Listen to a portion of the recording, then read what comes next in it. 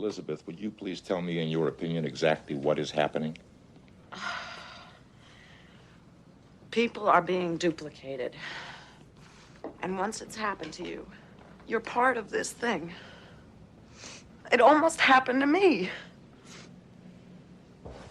Look, the reason that you don't believe Elizabeth is because the other body disappeared. Now it disappeared because Jeffrey took it. Yeah, well then what happened to my other body then? Oh, people, will you please listen to yourselves? Will you please listen to what you're saying? Look, I can deal with a body being moved. I can even deal with a body getting up and leaving. But when you start talking about his other body, her other body, people being duplicated, will you listen to how that sounds? Don't you think we know how insane this sounds? But what do you think we're doing? You think we're making it up? Well, what are you having trouble accepting? Do you believe that my body looked like me? Do you believe that her body looked like her? You think we've all gone crazy? You are trying to make us believe that we are seeing things. Why are you trying to do that? All I'm trying to do is help.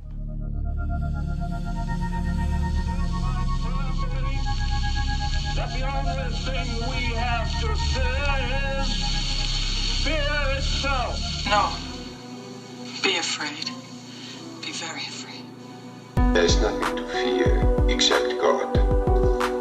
Whatever that means to you. Do I look like someone who cares what God thinks?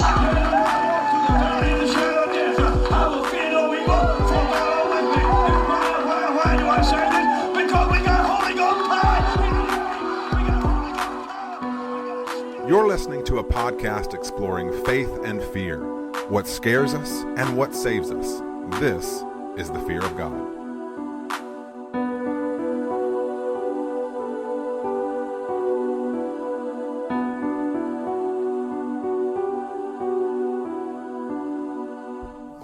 Hello, and welcome back to another episode of the Fear of God podcast. I sure do love this podcast. I hope you do too. Speaking of love, we got a lot of that coming down the pipe in just a minute. Talking to you right now is one of your hosts, Nathan Rouse. Now, typically with me is your other host, Reed Lackey, but he had to go take the trash out. And, you know, I get it. It's just one of those sort of household kind of chores. It's just that time of the week when you got to take the trash out. We are able to be Skyping lately, and so I did see this large kind of garbage truck through the window at his place. So I do know it is there to be received. So we will presumably kind of have Reed back with us here in a minute. In the meanwhile, in his absence, did just want to alert you that, by the way, you are listening to the Fear of God podcast. Here at the Fear of God, we explore the holy and the horrific at the intersection of faith and fear, dissecting what scares us in order to find what saves us. We do have just a few little bullet points to get to real quickly while we wait on Reed. One of which, all right, we are officially after Canadian Thanksgiving. It is time indeed for all of our Canadian listeners, Brent, Gowdy House, I'm pretty sure there might be others out there, to start posting Comfort in the Creepy photos so we can repost them. Thank you so much for having done so, those of you who have. And as well as Comfort in the Creepy, please leave us an iTunes rating or review. We would greatly appreciate that. Many of you have done so. Some of you have not. We know who you are. Additionally, go to tpublic.com, search The Fear of God podcast, all one word. Check out the swag available to make a merch perch. Reed, you're back, buddy. Hey, man. How are you doing? So you took the trash out. Sorry, listeners don't have the advantage of the visual. But no, what is really funny is I thought you were going to go into like a robo Reed, you know, like the body snatcher type version of Reed. Oh, sure. Of course. So of course. The visual of you like pondering whatever you were in, I was like, wow, he's really working on this. And then you went into the vocal and I was like, oh yeah, that's, okay. That makes more sense. That's the one. That's the one. Yeah. Hey buddy. Hey buddy. So I am very excited to talk about this film. We're going to have a ton to say about this film. We've got a lot to get to beforehand. So what you watching? What you reading? What you listening to? All right. Let's move this Wow. along. Yeah, I dig it. You go. Oh, me. Or go. were you Okay, asking me? I mean, I guess you're asking well, me, so I I'll was go. asking All right, you, I'll tell so you real you go. quick. So we'll make this happen. So I'm gonna name. This is crazy how much he's getting name dropped accidentally and intentionally. Last week you referenced Blake. I am also gonna reference Blake. Recently, our friend of the fog. I'm coining that myself. You know, like friend of the fog, like. Not just friend of the pod, friend of the fog. Like it's also friend of the fog. It's also a metaphor. It's like, think about the mist. Like we walk forward into the mist, you kind of become friends with the mist. Like you have to engage it. Like friend of the fog. Right now, friend of the fog, Blake Collier, in addition to being an all-around swell fella, recently tweeted a thing that made me want to go listen to this group. So thank you, Blake, for the inspiration. I have been listening to several albums by the Cold War Kids on pretty consistent repeat. That's a great band. It is a great band. Yeah, they're. I'm pretty new to these little kids, you know. Oh, and, yeah, I mean, like they're they're good. great. That's good. Specifically, I've been listening. This one I've had in rotation for a solid 8 months or so, but added to the rotation recently. But Miss Lonely Hearts is fantastic. I have had recommended to me Hold My Heart, but I've not dived into that one yet. But LA Divine, I'm really enjoying, and the singles off an imminently to be released new album. But dude, they are killer. There's something so great about discovering a band like that that's kind of been around for a little while. So you've got all these something fun to little, pour through. Yeah, it's really cool because you can over listen an album and then you got to wait a couple of years, like if it's just their debut album. But you're coming into Cold War Kids where they've got, I don't know exactly how long they've been around, but at least 20 years now. Like, as I remember listening, I remember listening to them. Long. Well, if not But 20, regardless. if not 20, then possibly like 16. I think 17. the earliest albums I saw was like 2009 or 10. Really? Because I feel like I listened to them. I've only cracked the door on. Gotcha. Because I feel like I listened to them in my days living with my buddy Lee Wright. But it'd be really great. It'd be really great in this moment if we were talking about two different bands. That would be hysterical. Oh wait! You meant the Kids of the Cold War. Oh, it's a different group. It's completely There was different band. some competing copyright issues there. I did also real quick want to drop in here. Riri, we referenced this about 5 weeks ago, 6 weeks ago. I don't remember exactly when it was. I referenced the book, and you tagged on the pod. I am going to fervently impose the pod as my what you're listening. Another name for everything, Reed. Like, oh yeah, it's a great podcast. It really is. Have you continued to listen? Have you? I am continuing to listen, but I'm not caught up. I'm about 5 episodes left to get fully caught up. Man, so, yeah. Oh my gosh, it is like deeply ministering to me. Like I will take notes, not like actively, like sit there, listen, and write down things, but as in, I will kind of pull up the notes app and jot down great quotes. And anyone unfamiliar, Richard Rohr, who has clearly been on my brain and heart a lot lately, has a podcast that's tying into the themes of his book, The Universal Christ, called Another Name for Everything.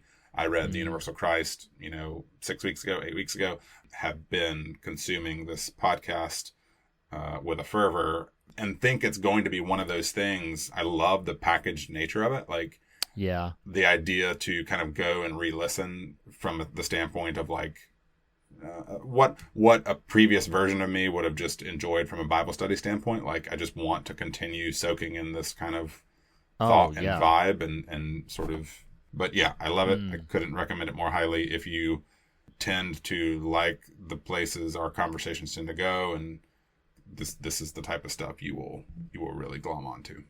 That's So that's me. Yeah. That's me. Okay, so what I have been watching, no listeners, this is not an intentional expletive. I have been watching a show that is on Netflix. It's a pop original series called Schitt's Creek, and it is absolutely fantastic. Shit spelled S-C-H-I-T-T. It refers to the name of a place. Apostrophe S. Apostrophe S, yes. And it refers to the name of a place. It refers to the name of a town. The premise of it stars Eugene Levy, Catherine O'Hara, and their 2 children. they are rich debutantes, and they have actually been through some mismanagement of their accountant. He wasn't paying any of their taxes, so all of their assets were taken by the government, and the only thing they were left with is this town that they bought as a joke. It's like this almost worthless little town that they had bought as a joke one year, and the government was like, you can keep that. So they go there to live, and it's this town called Schitt's Creek. So I'm going to be or as brief as I can be about this. My wife and I are about 3 seasons in on this. As of this recording, all 5 seasons that have aired are available on Netflix. Season 6 will start airing in January. This show, which you would think is, by the name and by everything, you would think would just be this casual little joke-a-minute, trivial sort of thing. First of all, Eugene Levy and Catherine O'Hara. They are marvelous. They are absolutely outstanding. They've been working together since they, I think, first met on the set of SCTV. Obviously, we're in a few Christopher Guest films together. I can't think about the two of them and not laugh. Like, no, it's wonderful. I love him. It's so wonderful. She is okay, a wonder. And let me tell you something that I love about this. I read an interview that was with Catherine O'Hara where they were talking about the nature of their marriage and the marriage on the show, what they wanted to craft. Yeah, what they wanted to craft. And she said they kind of have this unspoken agreement that they would make the conflicts arise out of real, natural, believable things. They wanted to avoid what she said, death, divorce, and drugs. So they're like, all of these like older adult couples, it feels like that's all that they ever fight about. Somebody's had an affair, somebody has some sort of problem like that. And Nathan, I love so much. This show is nearly completely uncynical. You wouldn't believe it from the first season because you'd think it's kind of edging up to there. But this show has a heart the size of Texas. It is so lovely to watch the pair of them play off of each other. They have genuine affection for each other. Again, the conflicts that sort of arise, they're obviously absurd extremes, but they feel very believable and real. The finale of season 2 has a moment, and I'm not going to contextualize it because it's just too much, but the finale of season 2 had a moment where I was floored by how willing the show was. A show called Schitt's Creek that is willing to just that is willing to just go full bore into like heart and thoughtfulness. And charm. Remind me. So I've actually only seen probably half a dozen of them. It was funny about 3 months ago. Mm-hmm. This is going to sound like a weird statement. There are times when I'm like, I assign way too much gravity to everything I do. And there was one night I was like, man, I don't, it's far too deep into the series The Simpsons for me to just like casually jump into it. I was like, I just want something that is light and airy, but that I'll enjoy. You know what I mean? Like, of course. It wasn't like, let me test out this show and kind of dip out. I love Eugene Levy. I love Catherine O'Hara, so I had no doubt like I will enjoy this. Right. But I haven't like waded way into the series. Sure. What is the stats on a given season? Like 8 episodes? 13 each. But they're all Yeah. So okay. So about 13 each. I think seasons 4 and 5 are 14 each. But 20-minute episodes. So it's God, they're so fun, and it binges pretty quickly. Got to give a shout out before we leave the show to the people who play their son and daughter. Dan Levy, who is Eugene Levy's real son, and helped co-create the show. That's awesome. And he is at present where we are. I love all of the characters, but his character David is my favorite. I love him so much. He's wonderful. Their daughter, played by Annie Murphy, plays their daughter Alexis. She's wonderful and charming. They're just it's a wonderful and amazing show. It is so worth your continued investment. I also have to mention, although she's a smaller character in the scheme of things, his daughter, Eugene Levy's daughter, Sarah Levy, also plays the owner operator of the local diner. That's funny. Twyla. Diner. Yeah, like a diner, the- restaurant, type thing. Early in the series, there's like the hotel owner. Is that her? No, Or the no, hotel no, worker? no. The Okay, hotel owner is played by Emily Hampshire, and she plays Stevie, and she's adorable. No, the Sarah Levy, Eugene Levy's daughter, plays Twyla, and Okay. I don't think I'd met her yet. but man, it is so worth. The first season is funny and charming and cute and whatever. By the time it hits season 2, it is full blown. Like, I love this show. Again, the finale of season 2 is one of my recent favorite things I have ever seen a TV show do. I love it. I love it. I have heard, because they started getting nominated for Emmys around season 3 and 4, and I have heard, although not there yet, that season 4 is like the be all and end all, and that it's like an amazing, stellar show. So You just like, holy shit, screw but I'm putting the full weight of my recommendation behind awesome. Schitt's Yeah, Creek. I need Everybody to get should back watch to it. that. Yeah, everybody should watch it. Sorry, I just left it there. It's all right. I left it there for you. I wasn't ready. I wasn't ready. I tossed the ball, and the ball just went. Dunk, dunk, dunk. Just hits my feet. In the spirit of that, that's been another installment of What You Watching, What You Reading, What You Listening to, Schitt's Creek. Whoa. Okay, so hashtag I love the 70s. Ladies and gentlemen, we are going to dive one more time into the... all right, Barry Gibb, bring us home.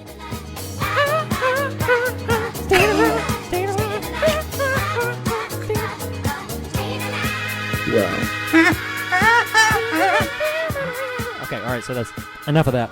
We are counting down a double dose, 40. Good Lord. through You better 21. not do what you usually do, which is spend like I know. a minute per. I know. All right, so 40 to 21. You want to do even again? Why don't you go ahead and count us Sure, off with number I'll 40? do it. 40 to 21. 40 is... Now, we're not going to breeze through them. I'm not going to take a minute each one, but don't like... I just finished. You didn't even I hear know, it. It I was so didn't, I fast. didn't. Okay, go ahead. Number 40 is directed by Dan Curtis. It stars Karen Black in 3 roles. Mm-hmm.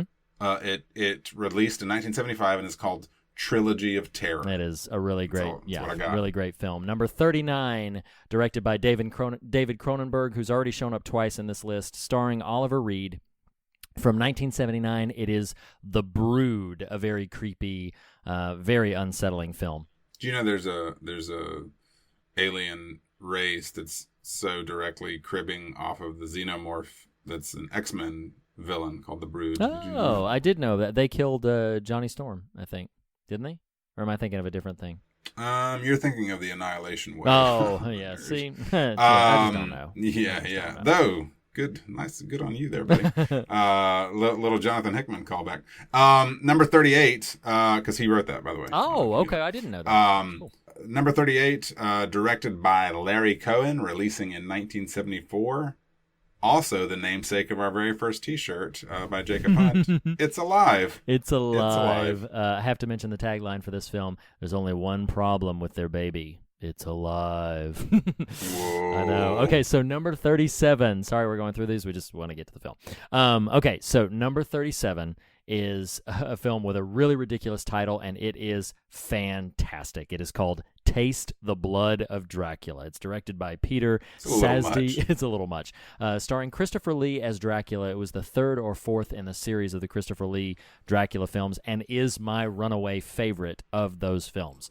Are these, I'm sorry to interrupt you, are these the quote-unquote Hammer films? Yes, these are the Hammer horror films. This is this long stream of films where Christopher Lee played Dracula somewhere like 7 or 8 times. And of all of those versions, which I have seen, I think all of them, Taste the Blood of Dracula stood out to me. It is really fantastic. If the title just sounds too ridiculous for you, I'm going to ask you to put that aside. And if you have the opportunity to see it and you love some 1970s, bright, colorful Dracula stories and have not seen it, check out Taste the Blood of Dracula. Are they like campy or meant to be like gothic? They're gothic. Straightforward? They're absolutely gothic. Yeah. And Taste the Blood of Dracula actually has some really effective suspense sequences. It focuses a lot on sort of the hunters of Dracula at that moment, but he looms as a very ominous presence in some really chilling sequences, and it's a very impressive film with an admittedly ridiculous title, but it is an amazing film. I love it a lot. If you haven't seen it, check it out. Let's taste the blood of number 36, and that is directed by John D. Hancock, releasing in 1971, and is called Let's Scare Jessica to Death, which is just really rude. Those are not good friends. No. It is a very impressive film. If you haven't seen it, it's kind of understated. I think you'd really enjoy it. Number 35. Are you saying that to me, or are you saying to the listeners? To the I listeners. think you'd enjoy it. No, to the listeners, yes. You don't think I'd enjoy it? I don't know. It might be a little slow for you. You'll fall asleep. So, so number 35 is another giallo. Blake, here you go. Number 35, directed by Dario Argento from 1975. Its official title is Profondo Rosso, also known as Deep Red. If you're a fan of giallo, if you're a fan of Argento and have not seen it, this is essential. Seek out Deep Red. If you're not a fan of giallo, there are some more prominent ones. But if you are a fan, seek out Deep Red. The Jello pudding pops. No. I don't know which is worse. Your insertion of that or your weird voice effect.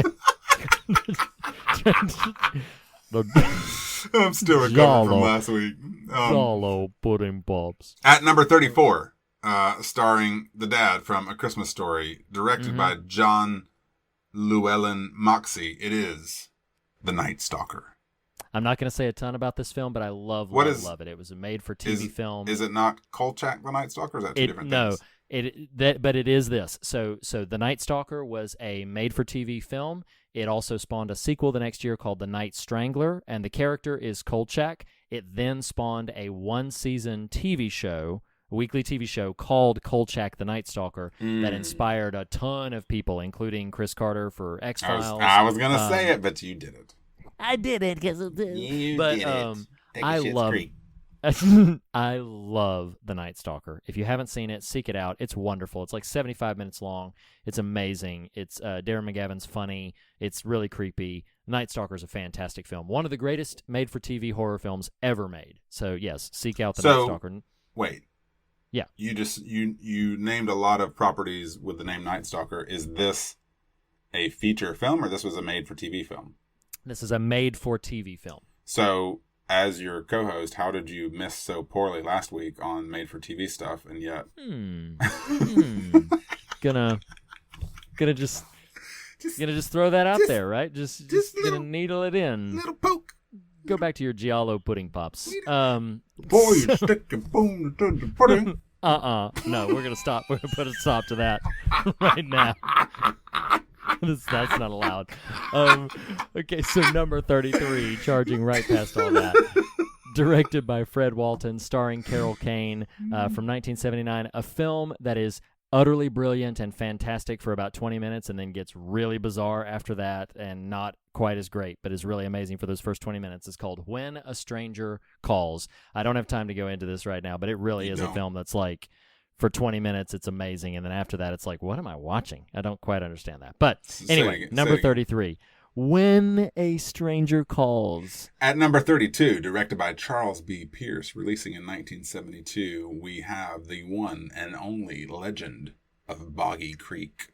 This is a fantastic film. It's like a mock documentary that's not trying to be funny, but is really it's an exercise in what you don't see can be kind of creepy.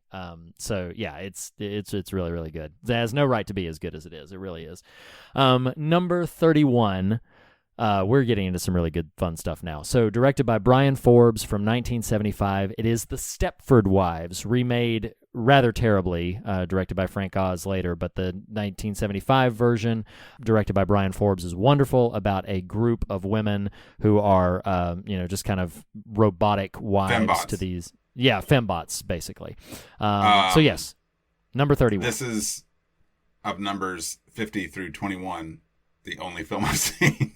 Wow. Oh, my gosh. I'm pretty sure I watched this in high school, actually, like in class. Really? Yeah, I think so. Dude, okay, so like, just real quickly before we move on, like, dude, seek out Night Stalker. You'll enjoy Night Stalker. Yeah. Seek out Trilogy of Terror. Like, there's some really good stuff in here. So, yeah, sincerely. And shall I taste the blood of Dracula?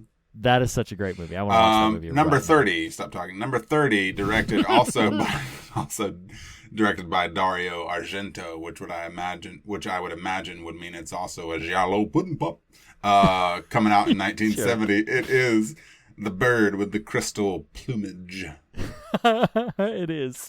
That's a great film. That's a really, really great film. Keep going. Okay, number 29, The Abominable Dr. Phibes, directed by Robert Fest, starring Joseph Cotton and Vincent Price, about a man going on revenge for what these people did to his wife and to his face. From 1971, The Abominable Dr. Phibes, number 29. Oh, I'm going to tell a funny Abominable story real quick. Okay. It's great. It's a great story. Okay. I reference often how I work in a sales environment, and there's a lot of turnover, so like no one that might ever listen to this would get offended. Was probably not in the room at the time. Okay. But I'll just tell the story, and I'll let you draw your own conclusion. Someone was sharing an article and hit the word. Well, they skipped the word and then said will, W-I-L-L. So they skipped a word. Well, context clues. I said indomitable, and they were like, "Yeah, how'd you know that?" I was like, well, I'm not making this story up. Okay. Further down the table, someone says, like the snowman. I was like, no. Oh, no. That's abominable. So then speaker one, who missed it the first time, is like, whatever. Anyway, so the abdominal will. I was like, no. This ain't right. That ain't right. Oh, coming in at number 28, directed by Daniel Haller, starring Dean Stockwell of Quantum Leap fame and Talia Shire, whose name I do recognize, but I don't know what I've seen her in. Oh, yeah. Yep, of she's Rocky Adrian. fame. Yep. Released in 1970, it is the Dunwich? I've always said Dunwich, but it could be Dunwich or something. Sandwich? Yeah. I've always said Dunwich, but... Who Dunwich? Horror. The Dunwich horror. They done which horror? Which horror they done? That's so offensive to that film. It's a Okay, great so film. I ain't right. Number 27, our next giallo pudding pop. I hate that you've done that to me. It's right there. I didn't have to work hard for it. Directed by Mario Bava from 1971. It is A Bay. Bava. Yes, A Bay of Blood. There's a lot of great Bava films. I was surprised to see this one so high up because I'm not a very big fan of it. But A Bay of Blood, directed by Mario Bava from 1971, came in at number 27. Did you know that the Mario brothers, that their last name is Mario, and thus Mario? They are the Mario brothers. Yeah. Well, I did not know that. But what that means though is that he's Mario. Is Mario's. Yes. He's Mario and Luigi Mario. In fact, it's true. Wow. Shout out Matt Murray for that little bit of idiotic factoidness. Wow. About 5-7 years ago. Coming in at number 26, directed by William Crane, releasing in 1972, it is Blackula. That is exactly what it is. A film that is exactly what you think it is. It is with a title like Blackula. Tell me. It is Black Dracula. It is exactly what you think it would be. It is an adaptation of Dracula. It's kind of like Eyes Without a Face. Like, I don't get it. So number 25 is a film I absolutely love. If you haven't seen it, you should seek it out. It's directed by John Howe, starring Roddy McDowall from 1973. It is called The Legend of Hell House. It is written by Richard Matheson. It is gothic. It is creepy. It is atmospheric. It is wonderful. So from number 25, The Legend of Hell House, starring Roddy McDowall and directed by John Howe. I'm so dumb. It'll come out in a minute. Number 24 is The Amityville Horror, directed by Stuart Rosenberg, starring James Brolin and Margot Kidder. She of Superman fame, which will incredibly ironically come up a little later for me.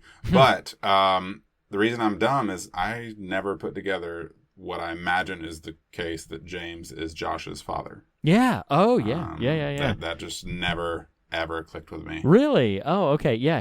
That is James is Josh's father. Most recent thing I saw James Brolin in was a show that I loved called Life in Pieces. That I think I referenced on the show before. He was the patriarch of that family, and he was really, really very funny in it.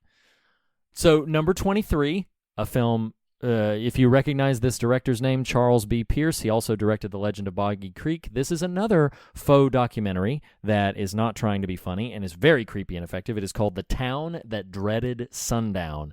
Really haunting and effective, has some very unsettling death scenes in it from 1976. Kind of a precursor to the slasher. It wouldn't technically be called a slasher, considered a slasher, but kind of an early version of that kind of thing. The Town That Dreaded Sundown, again directed by Charles B. Pierce, is number 23. Coming in at number 22, and we are oh so close, releasing in 1973, directed by the father of the zombie, George A. Romero. It is The Crazies. I have never seen this original, but I have seen the remake starring Timothy Olyphant, and it's wonderful. Oh, really? That was only like, what, 10, 12 years ago? I think so, yeah, about 9 or 10 years ago. So I want to seek out this original by George Romero because I do love his filmmaking. Coming in at number 21, let's all go down to the lab and see what's on the slab. It is the Rocky Horror Picture Show, directed by Jim Sharman, starring Tim Curry, Susan Sarandon, and a whole host of other people. A wild cult favorite with a lot of people hosting sing-alongs, and I have seen it. Confession time, I am not a very big fan. I do understand why it is so infectious for audiences, because it is easy to sort of get caught up in the spectacle of it. But yes, number 21 for our favorite horror films of the 70s, listener voted, The Rocky Horror Picture Show from 1975. So Nathan, that puts that countdown in the books, but we're not talking about any of those films. We're not. We are talking about a film that did, to my sadness, did not make your top 10. Just barely skirted out. Just barely skirted out. Yes. It was in the top 10 for a little bit and then got beat out by some other things. We'll stay tuned for all of that, listeners. But I will go ahead and spoil that this landed at number 11 so that everybody just kind of knows where we're going with this. So it just outside of the top 10. But we are talking about the Philip Kaufman directed remake of the 1956 film Invasion of the Body Snatchers from 1978. Nathan, you said you'd seen this before. Did I? I haven't said this in this conversation. No, but you told me. Listeners know we talk outside the show, right? Like, do they know that? Maybe they don't. Who is this? I don't know. What's your name? Was I you? There it you, is. Me? There it is. Yes, I had seen this at least once before, possibly twice. Okay. I love it. This is fantastic. This is a fantastic. This is a great movie. Of the films that we're covering in this series, I'm pretty excited about one that's coming up, but this might be my personal favorite of the 4 that we're covering. It's a lovely film. I love it.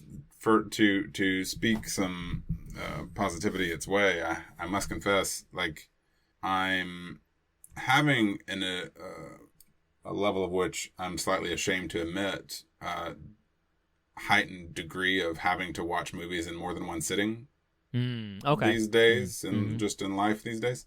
I'm really not proud of that. It's just whether, kind of fatigue or busyness. It's very difficult to get all the way through a thing. But even that notwithstanding, the watching of this, even broken up that way, was still highly compelling and just feels like kind of expert film craft. Oh, it's just really great. Gosh, it's such a wonderful, wonderful movie. I have, as I did with Phantasm, I have a mountainous host of trivial bits. I will move through them as quickly as possible, but Philip Kaufman is the director here.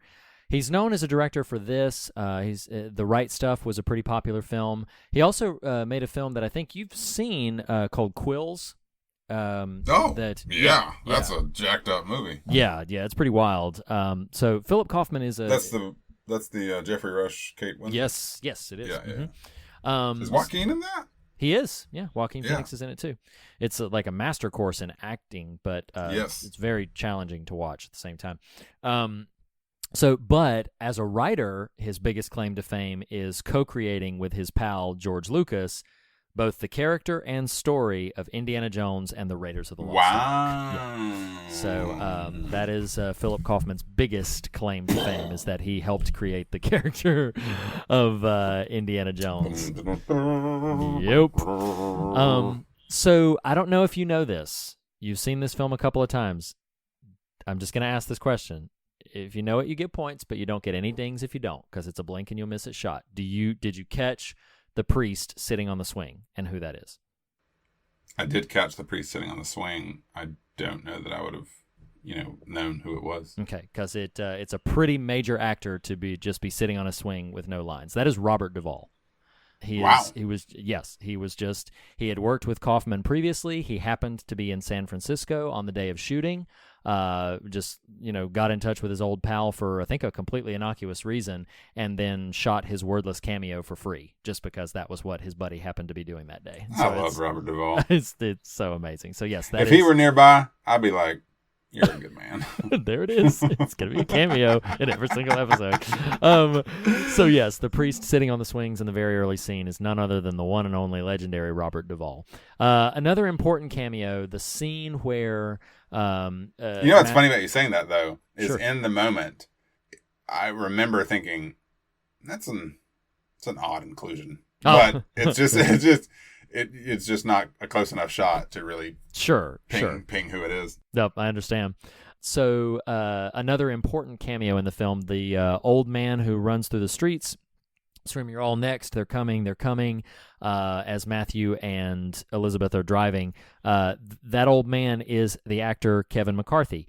Kevin McCarthy was the lead actor of the 1956 version of Invasion of the Body Snatchers. The best part about his cameo is that, spoiler alert for that film, the 1956 version of the film ends with Kevin McCarthy's character desperately running through oncoming traffic. That's awesome. Trying to scream, saying, "You're all next. They're coming. You're all next." So that's pretty awesome, isn't it? This cameo is multi-layered, and I love it for it. It is. It's really fantastic. So the just as a brief mention, the hypnotic, very unsettling, and pretty powerful at times score is the only film score ever composed by composer Denny Zeitlin, however you say his name, and it's pretty effective in several places, often using sound effects that are not musical in nature to tremendous effect. The nude scing in the PG film, which I think it's now reclassified as PG-13. But there's no way that's PG. Yeah. I'm going to look this up in real time right now, because I'm pretty positive this is a PG film. It might have been reclassified as R since, nope, I am looking at IMDb right now. This is a PG film with an extended nude scene. So yes, that's insane, isn't it? So, but her nude scene towards the end of the film was also shot, almost shot for shot, where she was fully clothed, so that it would not have to be edited out for television audiences. But it's just that was fascinating to me that they shot it those two different ways. But yeah, this is a PG film. It was the 70s. I mean, PG-13 didn't exist, and I'm surprised it wasn't R, but there it is. I do love this story. This is a report from the set. Brooke Adams, who played Elizabeth, challenged Donald Sutherland to a foot race during one of the chase sequences. When Kaufman yelled cut, they just kept running. Brooke Adams won the race despite wearing a dress and high heels, which I think is just wonderful to notate. I have a few more here. The film is pretty universally regarded not only as superior to the original version, even though the original version is great, but as one of the greatest remakes in cinema history. Most of the time, remakes are considered at least somewhat inferior or dramatically different from their counterparts. This stays pretty true to the concept, but manages to be, in many ways, I think, superior in most of cinematic. Have you seen all the iterations? I have, and they're all pretty good, with the exception of I forget what year, but in the 2000s, the one that's just called The Invasion, starring Nicole Kidman and Daniel Craig. I knew that. I was like, I'm pretty sure there was an adaptation featuring Daniel Craig. Exactly, yeah, and it's passable, but it's not that great. The version from the 90s is really strong, but the runaway best version is this version from the 70s. The 50s one is really good as well. couple of other cameos. The director can briefly be seen as the man tapping on the phone booth when Donald Sutherland is, trying to get some traction on there. Also, the director of the 1956 original cameos as the taxi driver, the one who's like, I have two in my back seat, type H. Incidentally, I think this is hysterical. He had poor eyesight, and he was driving without his glasses, so the anxiety that Brooke Adams and Donald Sutherland display is largely real. Because he was driving with known poor vision and without his glasses. So, huge spoiler alert for this film. If you have not seen this film, skipping to recommendations, you got to see this movie. This movie is fantastic. It's amazing. We're going to highly recommend it. Before we get into all the specifics, a trivial bit I have to mention here. The original shooting script had a happy ending where Matthew and Nancy look at each other from across the street and give each other reassuring glances and nods before they move on to their various places. When they went to shoot the scene, only Donald Sutherland, the screenwriter, and Philip Kaufman knew what was about to happen. Nobody else on cast or crew knew what was about to happen. So when Sutherland's face changes and he full-on shouts and screams at the actress there, Veronica Cartwright, the brief flash of pure unexpected terror you see on her face is authentic. She was not expecting that to happen.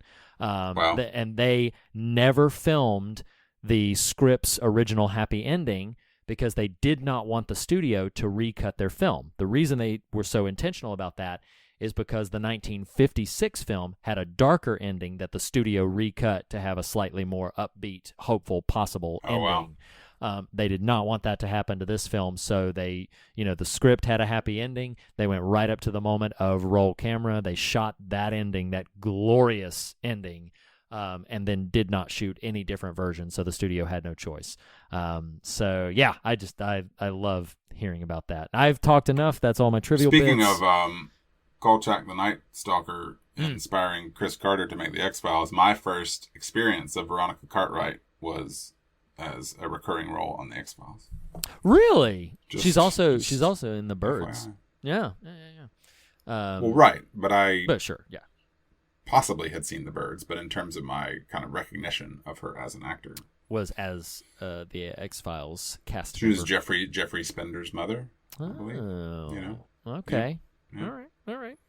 And at one point when she first meets Fox Mulder, she's so enamored of him, she says, "Oh, I just peed the floor." Oh, okay. Yep.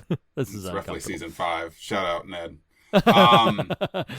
I have talked a long time for trivial bits. If you have any, like I sometimes do in movies, I think I fell asleep. Oh my gosh! I'm kidding. So I'm going to yield the floor to you for several likes, dislikes you have. I'll yes and you if you bring up any that I also love. I don't know if you ever have this feeling where you're like, I don't know how to articulate why this is the case. Okay. But this movie, the longer I watched it, the more I'm like, I love this. Oh, yeah. Oh. This is so good. Yes. I don't know exactly what I'm responding to, but this is so good. Mm-hmm. It's one of the rare times you texted me in your watching of it at how much you were enjoying and loved this movie. Well, it just holds up super well. It really does. We'll start it this way. It's 40 years old, and it's powerful. It's amazing. I actually kind of had this notion watching it. I'm like, why have I not, to my recollection, which admittedly can be fuzzy, knowing he is in more, I don't know why I haven't personally watched more Donald Sutherland stuff. Oh, He's my fantastic gosh. in this. Oh, my He's gosh, so good. dude. I love he just isn't traditional Hollywood heartthrob in this role. Right. You just mentioned Daniel Craig is in The Invasion. It's like Daniel Craig is one handsome dude. Sure. Of course. Yeah. Let's if we made our top 10 right now, Reed, he'd be in it, right? Come on. Okay. Sutherland is more just like average. I mean, he's got a distinct look. Right. Yeah. But definitely not, kind of traditional heartthrob or whatever I'm trying to say there. Right. Yeah. No, I'm with you. But I also just love the treatment of their relationship. There's sort of this maybe kind of suggestion, maybe you can clarify if it is explicit, but I don't remember it being so. Maybe suggestion that they're exes or at least just really fond coworkers. Have a lot of history together. And of course, by the end of it, are conveying affection towards each other and in fact, love for each other. But just the way, I don't know, there's something about the way the film presents their relationship that I really responded positively to, that it's not a traditional version of, oh, we're in a perilous situation, so naturally we're going to fall in love. It doesn't have that feeling to it. Well, no, because the affection is expressed, so much before any of the other stuff starts to really go down, when she comes over to his house and cooks her dinner and everything like that. Now, at first, it's funny because at first I lost traction. I was like, this is a little inappropriate, but I didn't. But I caught later that she wasn't married to Jeffrey. She was living with Jeffrey, but Jeffrey is just her boyfriend. So it made it a little bit more there's still kind of a tension going on with them that he's completely single. She's in a version of a committed relationship. But no, I do love the scene where they're sitting there eating dinner out on the, his backyard area. It is treated very sensitively, and I really do enjoy their connections quite a bit. But generally, just that casting on both of their parts is so phenomenal. Oh, yeah. Just before we leave Donald Sutherland, so at the time that this was made, he was the biggest star in this film. He had a run of big hits in the 70s, which is really interesting considering like Jeff Goldblum and Leonard Nimoy are in the cast. I mean, we'll get to them in just a little bit. But Sutherland himself, yes, you briefly mentioned you should seek out Donald Sutherland. He's one of my favorite actors. He's one of my very favorite actors. I have seen as much of his catalog as I could see. And I haven't seen everything because he's been in nearly 200 things, but I really appreciate him a tremendous amount. He had such a depth of believability to it. Even in films that are subpar, he's usually quite great in them. I love Donald Sutherland, and there's a wealth of stuff from this era in the 70s that I think you would find really compelling, even if just his performance, if nothing else. It's also funny because I watched this, and if you listen to last week's episode, my Whatcha being Ad Astra, he's in that. I didn't know it. I didn't know it before I went to see it. Okay, I didn't know I was going to see it. But it was kind of, I enjoyed the fact that I had just watched Body Snatchers. Yeah. Happened to go see Ad Astra, and I was like, there you are. Still working. But I love, I did love, I wrote this down. I was like, wait a minute. A Sutherland attempting to save the world on no sleep? Is this Kiefer or Donald? That's funny.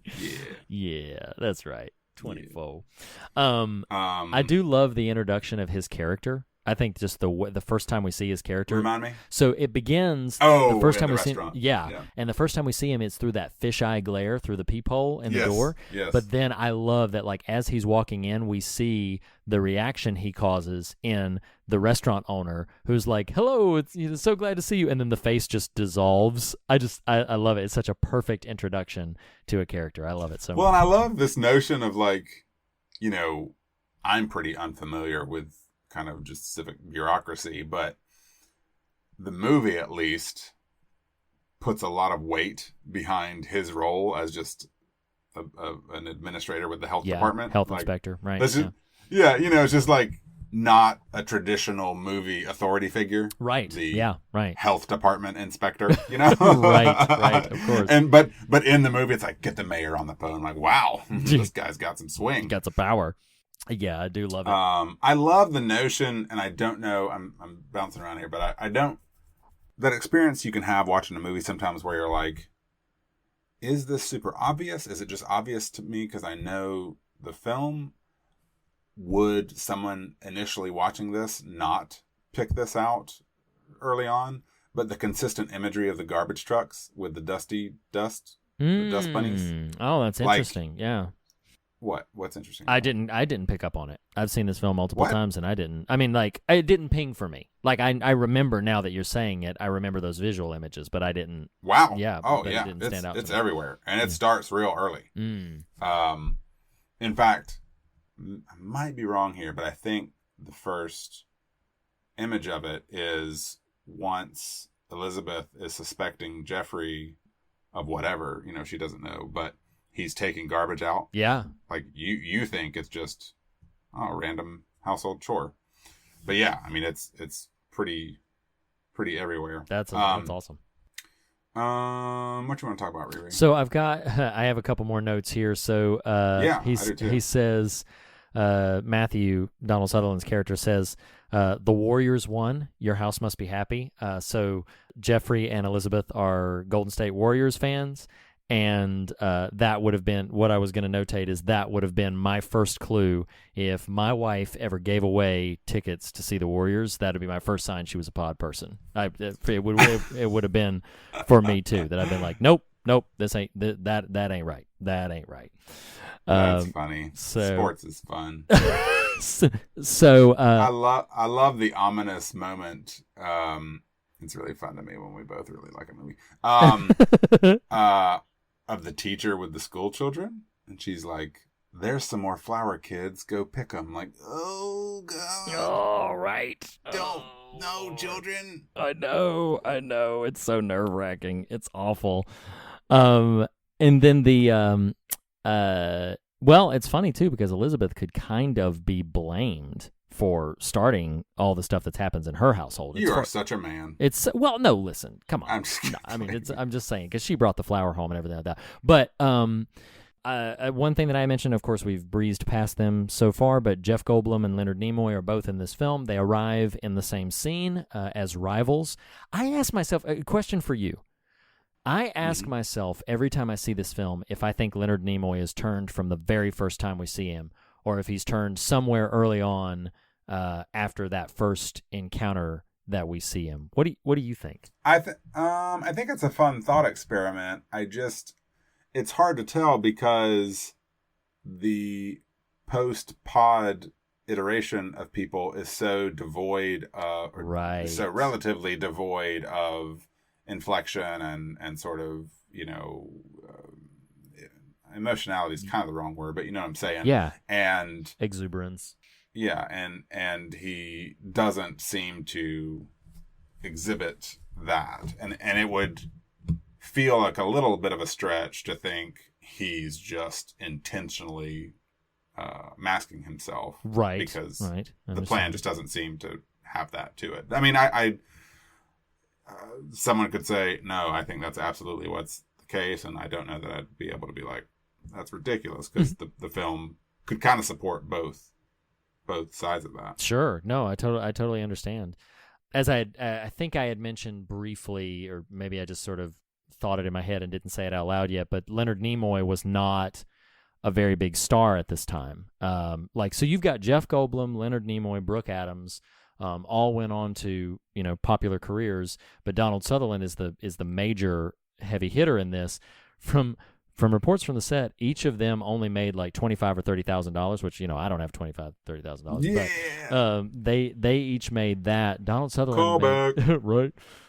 Donald Sutherland made somewhere in the neighborhood of $200,000 to $300,000 compared to their other salaries, sure, just because of how big of a star he was. So Leonard Nimoy, it's interesting to see him in this because obviously this was after the Star Trek TV show, but it was before any of the feature films had been made. So it was before that brought Star Trek back into the cultural ethos. It was only the TV show, that had caused that for it. I will say, I was saying 5 minutes ago or whatever, it's hard to articulate exactly what makes me love it, but I do think it's an accumulation of aspects to it that just, to me, signal a real confidence in the film craft. That's a good way to put that. As noted in several spots that, while yes, are quote-unquote obvious on a certain level, are also just kind of this cool contribution to an overall compounding effect of the paranoia aspect. Yeah. So I love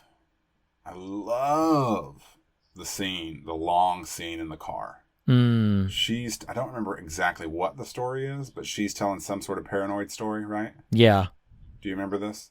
He's telling jokes. Mm-hmm. He jokes to her about that. It's the joke he never gets to finish, which I've always loved that moment. This foreboding is growing. But what I love about that scene is the bulk of it is from between them. The shot is from between them out through this broken, splintered windshield, which is, to me, this representation of the fractured world they now occupy. Oh my gosh, it's wonderful. Yeah. Oh, it's amazing.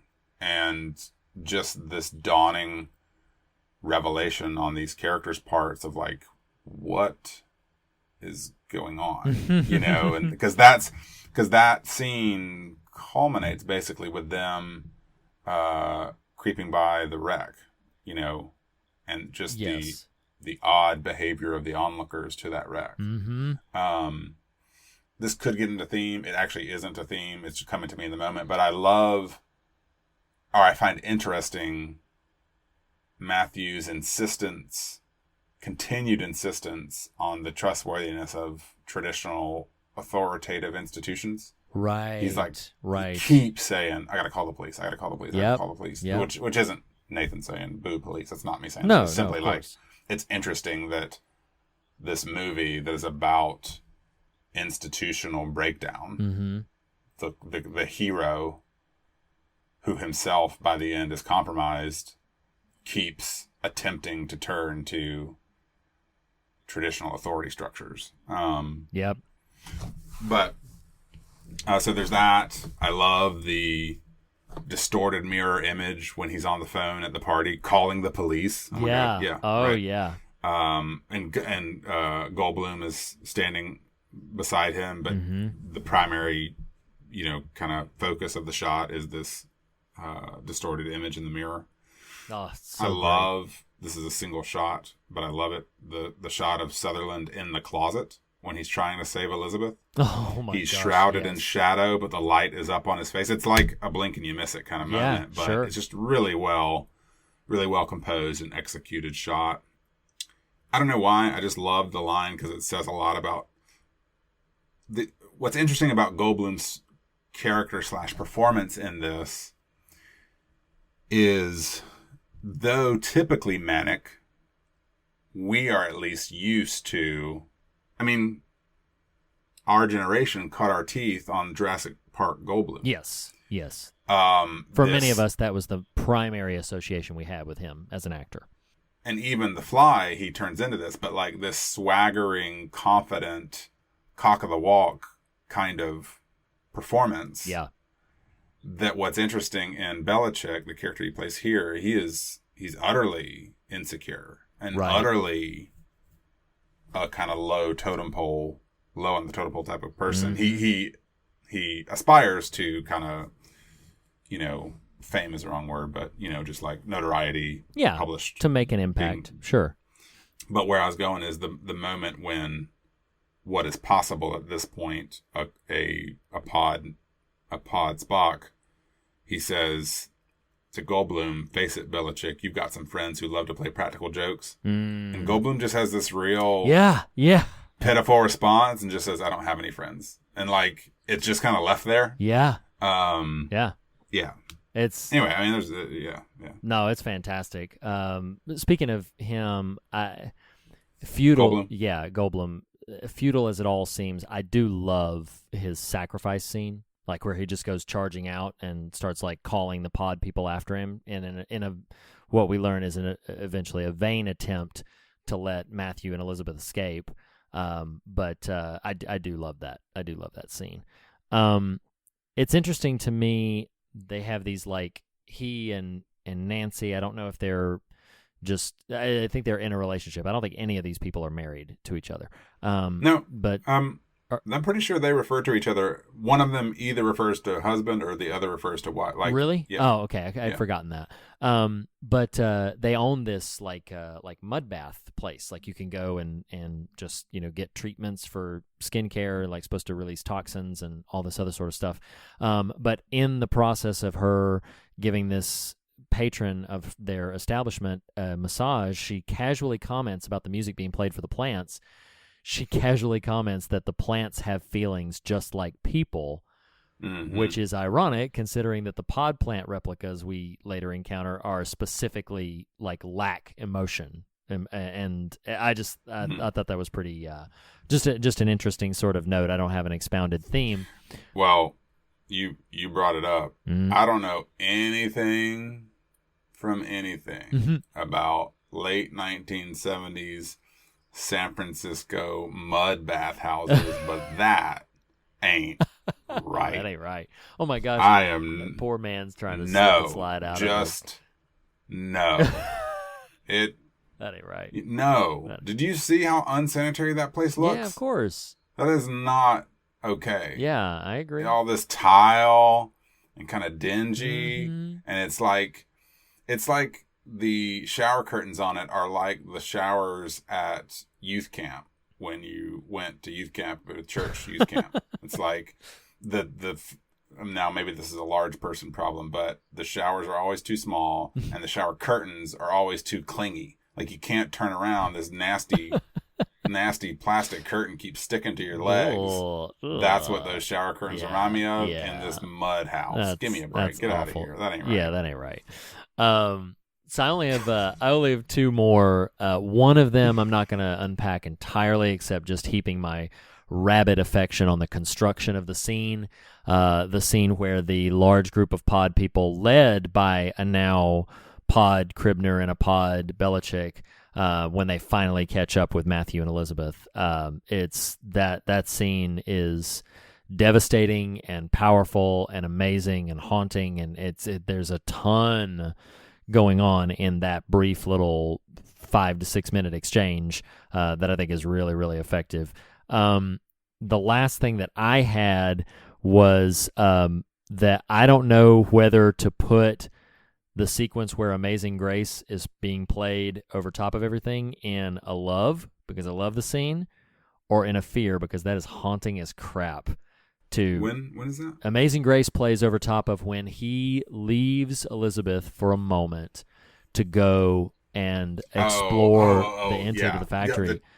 Is that when he goes to explore the boat? I think so, yes. And then he comes back and finds Elizabeth. Well, that's Chips, right? Chips. What are you talking about? Chips, that's not the word I'm looking for. It's not.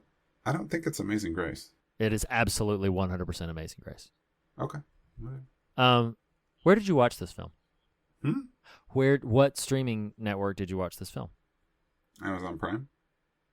I own it through Vudu, he and I'm names wondering if, because I don't remember your Chips thing, you're saying you didn't hear Amazing Grace, so I'm wondering if there is a different Well, Chips may be iteration. the wrong word I'm looking for. There's an old tune, right? Like a dirge, right? Like he hears this tune.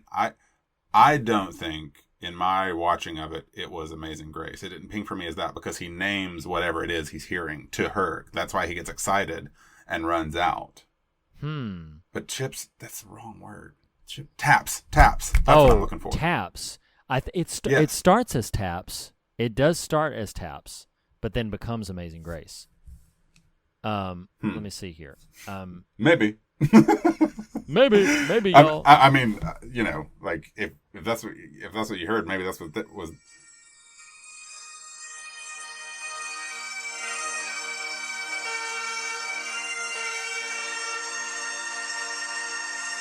Nah, I hear that. Yeah, for sure. But what is Taps? I don't know what Taps is. I just know it's typically some sort of. Yeah, that's definitely Amazing Grace. Yeah. So, but I wasn't calling you wrong. I just misremembered. All right. So, but no, I love that you just pulled that up.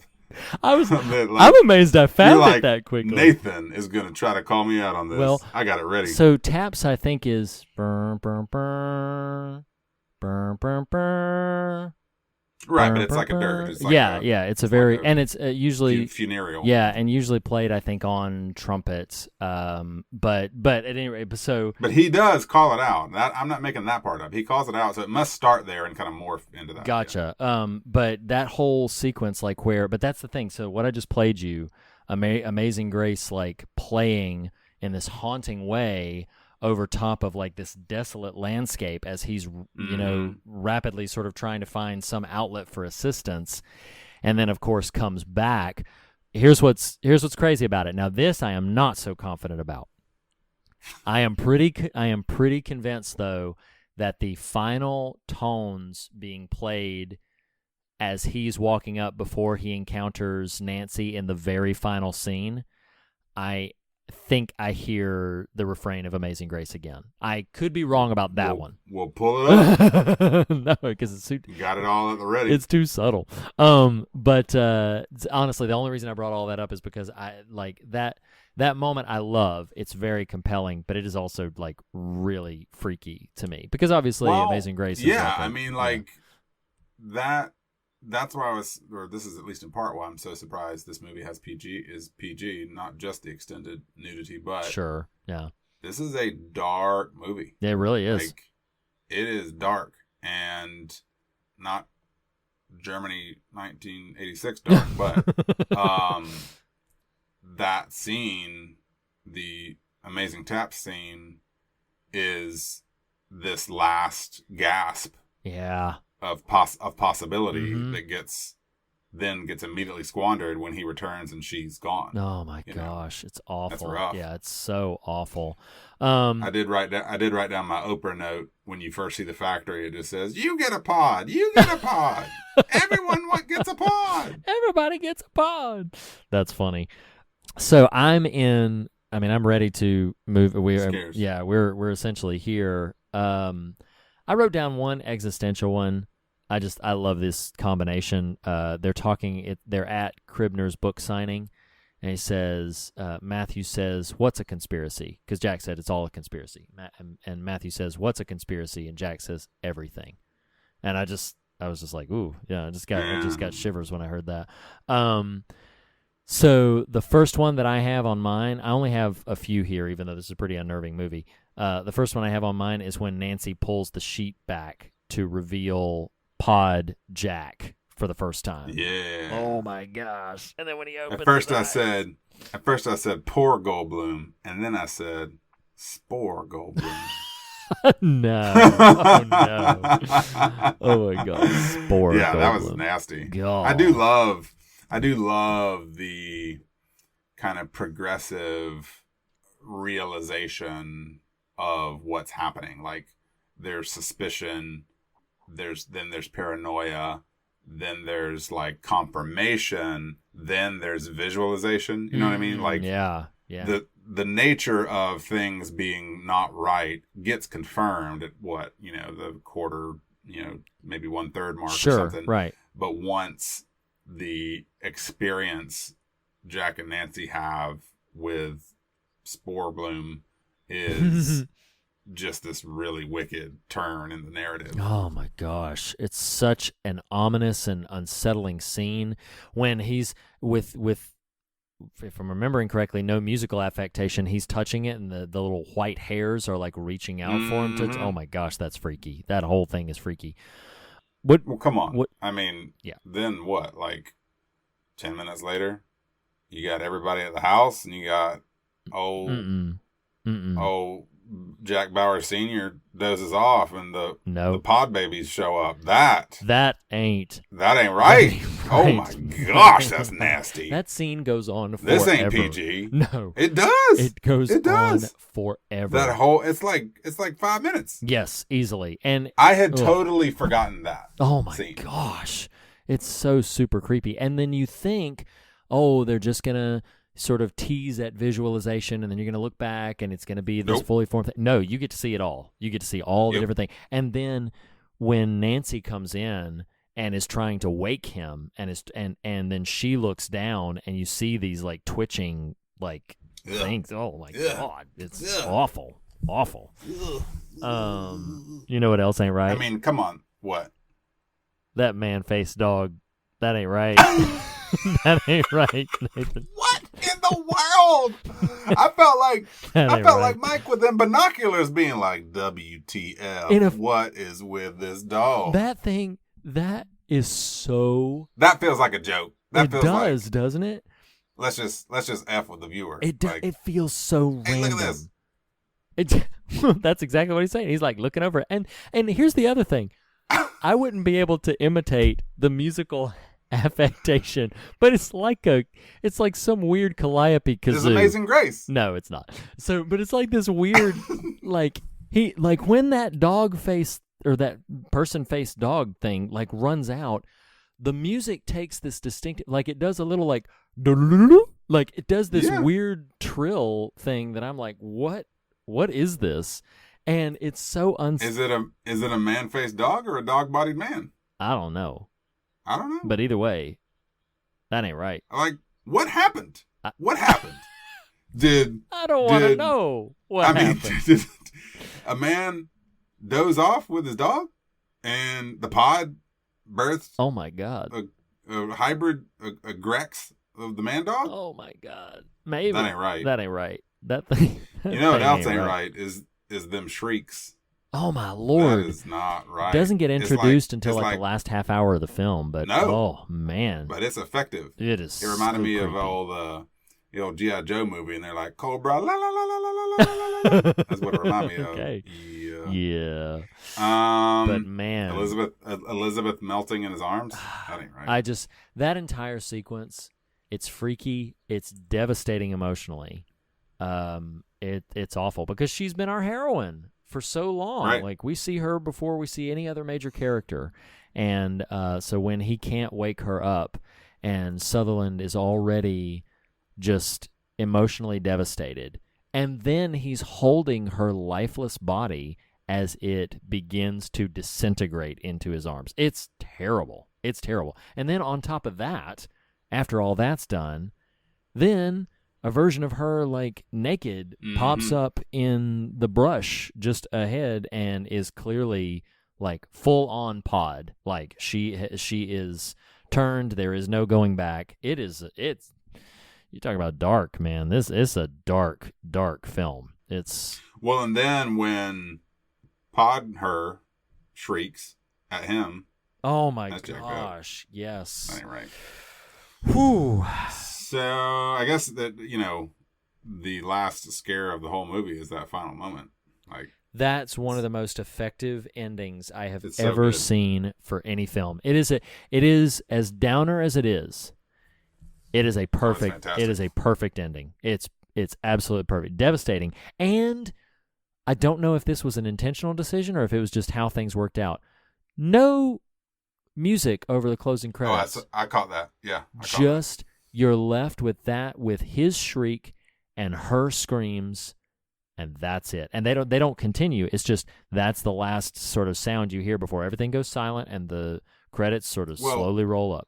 I mean, this is just coming to me in the moment. One thing that might be intentional about that, but also is just really awesome to think about is theoretically they're kind of positioning it's all over for humanity. Yeah. And the notion that the film ends with no music, there's nothing left to contribute as a culture. Mm-hmm. That's really pretty freaky. It's so fantastic. This is, we've commented for the last few minutes about how dark and heavy this film is, but oh my gosh, listeners, we've spoiled a ton. We've spoiled more than you should have been listening to us.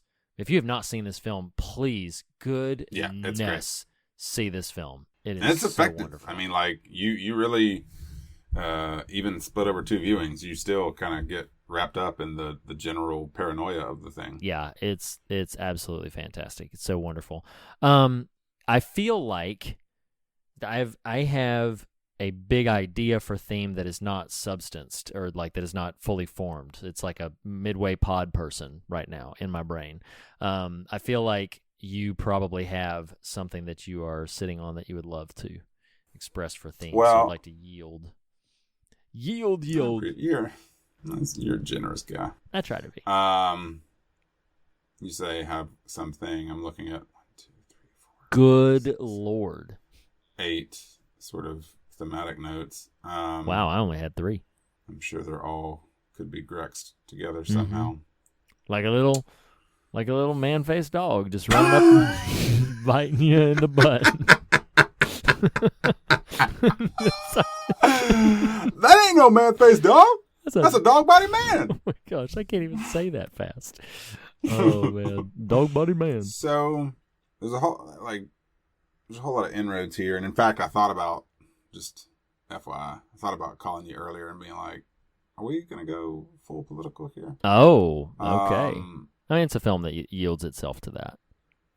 Yeah, I know, but sometimes you're like, "Don't do it, Nathan."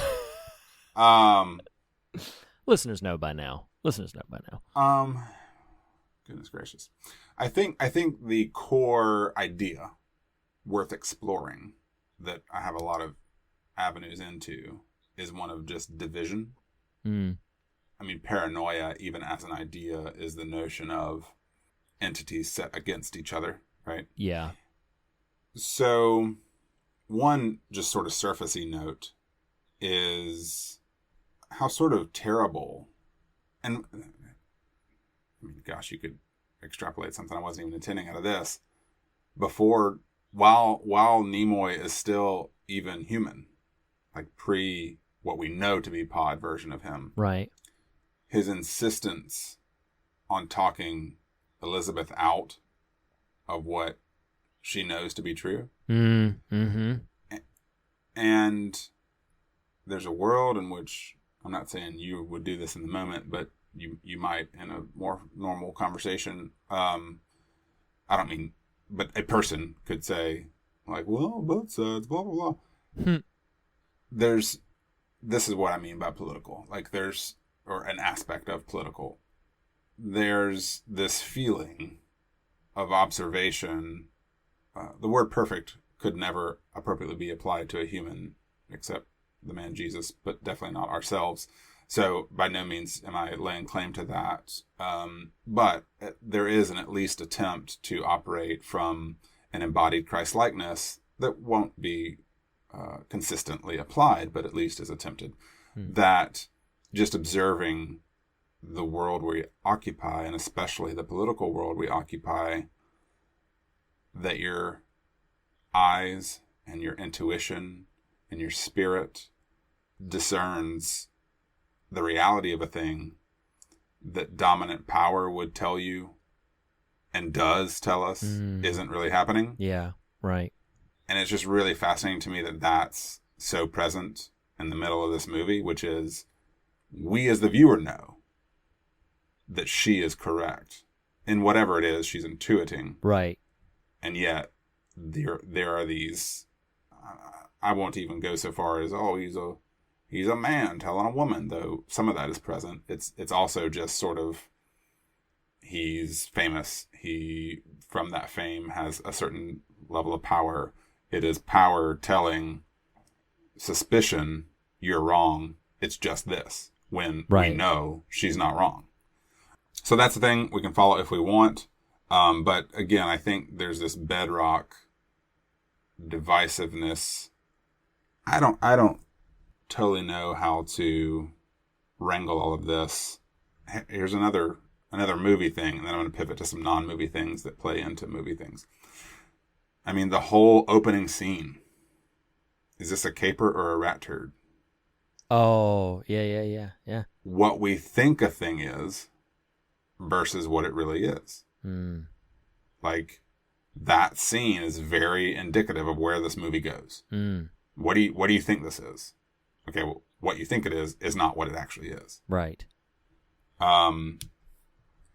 And so, forgive me if these things amount to nothing, but as I've pondered this movie, two random non-body snatchers resources have entered my vision that are really feeding some of what I feel is at work in this division notion.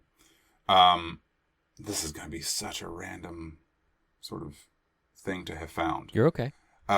J. Michael Straczynski, that may not be a name that means anything to you, but... Oh, yeah, it is. Spider-Man, okay. Long-term Spider-Man writer, and I've got a book... Long-term Spider-Man writer. Yeah, I've got a book by him called The Complete Guide to Script Writing that I really love a lot. Okay.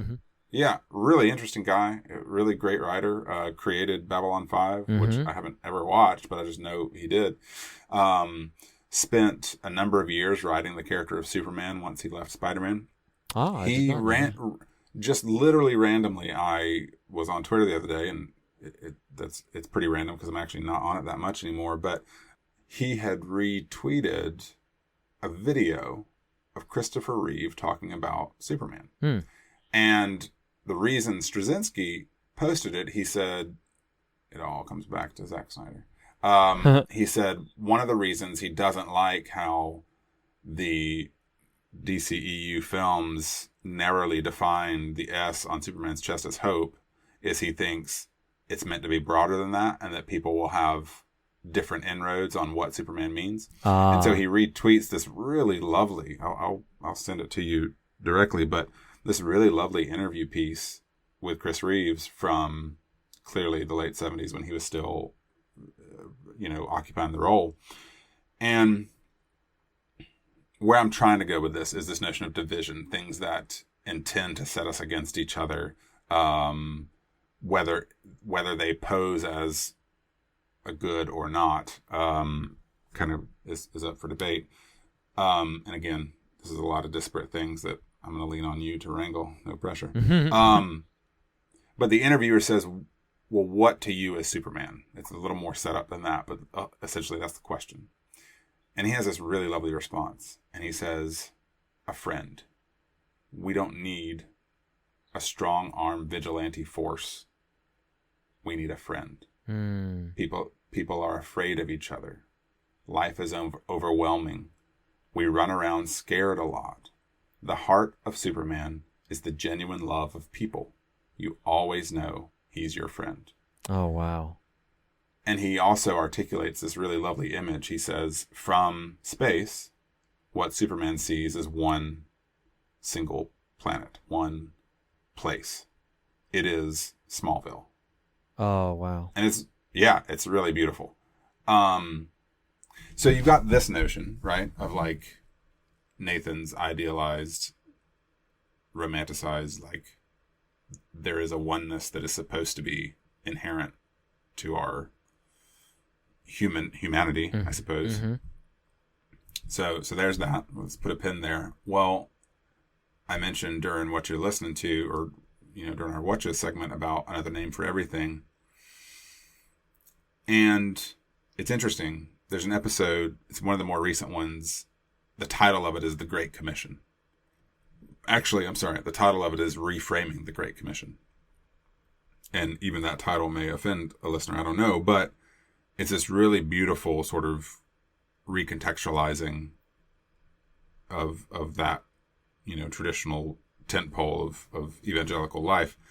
And the question a listener asks is, this person was deeply concerned about the rise of violent attacks in the world, that fundamentalist worldviews have multiplied and incarnational understanding remains on the fringes.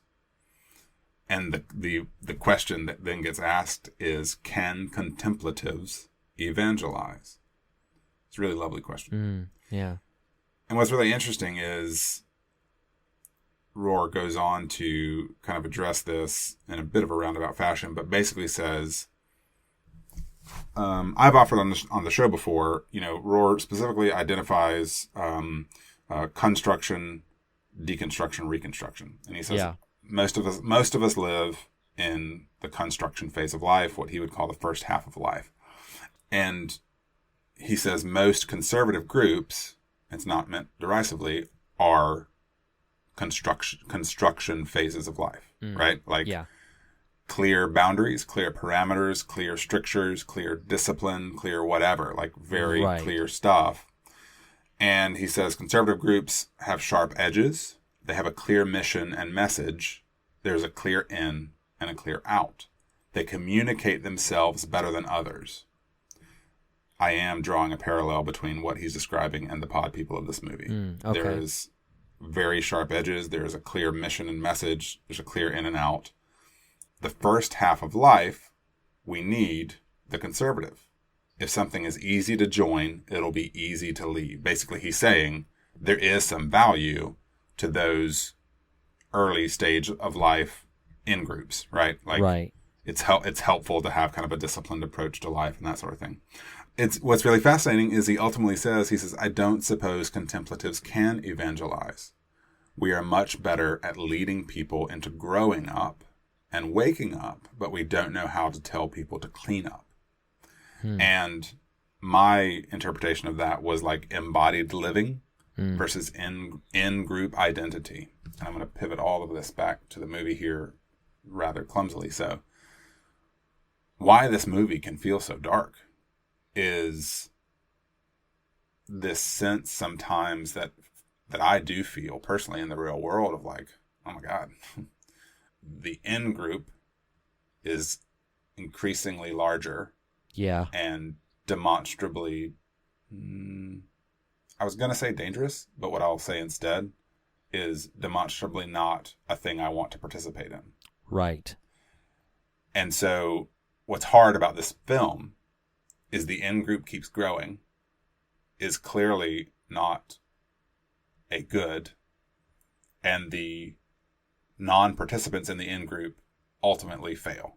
Yeah. And so, you know, it's fascinating to me.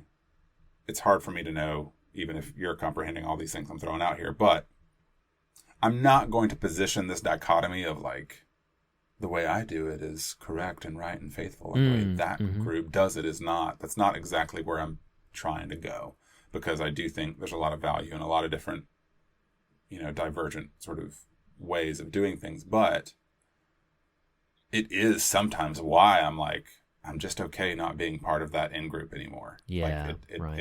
Its conventions are not things I want to participate in or align with. Am I making any sense? Yeah. Is there any thoughts pinging for you of like what it's like to be observing of a parametered group but not feel a part of it, to not want to be assimilated into it, but also wanting this sort of Superman looking at the world, we're all in Smallville kind of approach? I don't know. It's just this really fascinating kind of push-pull.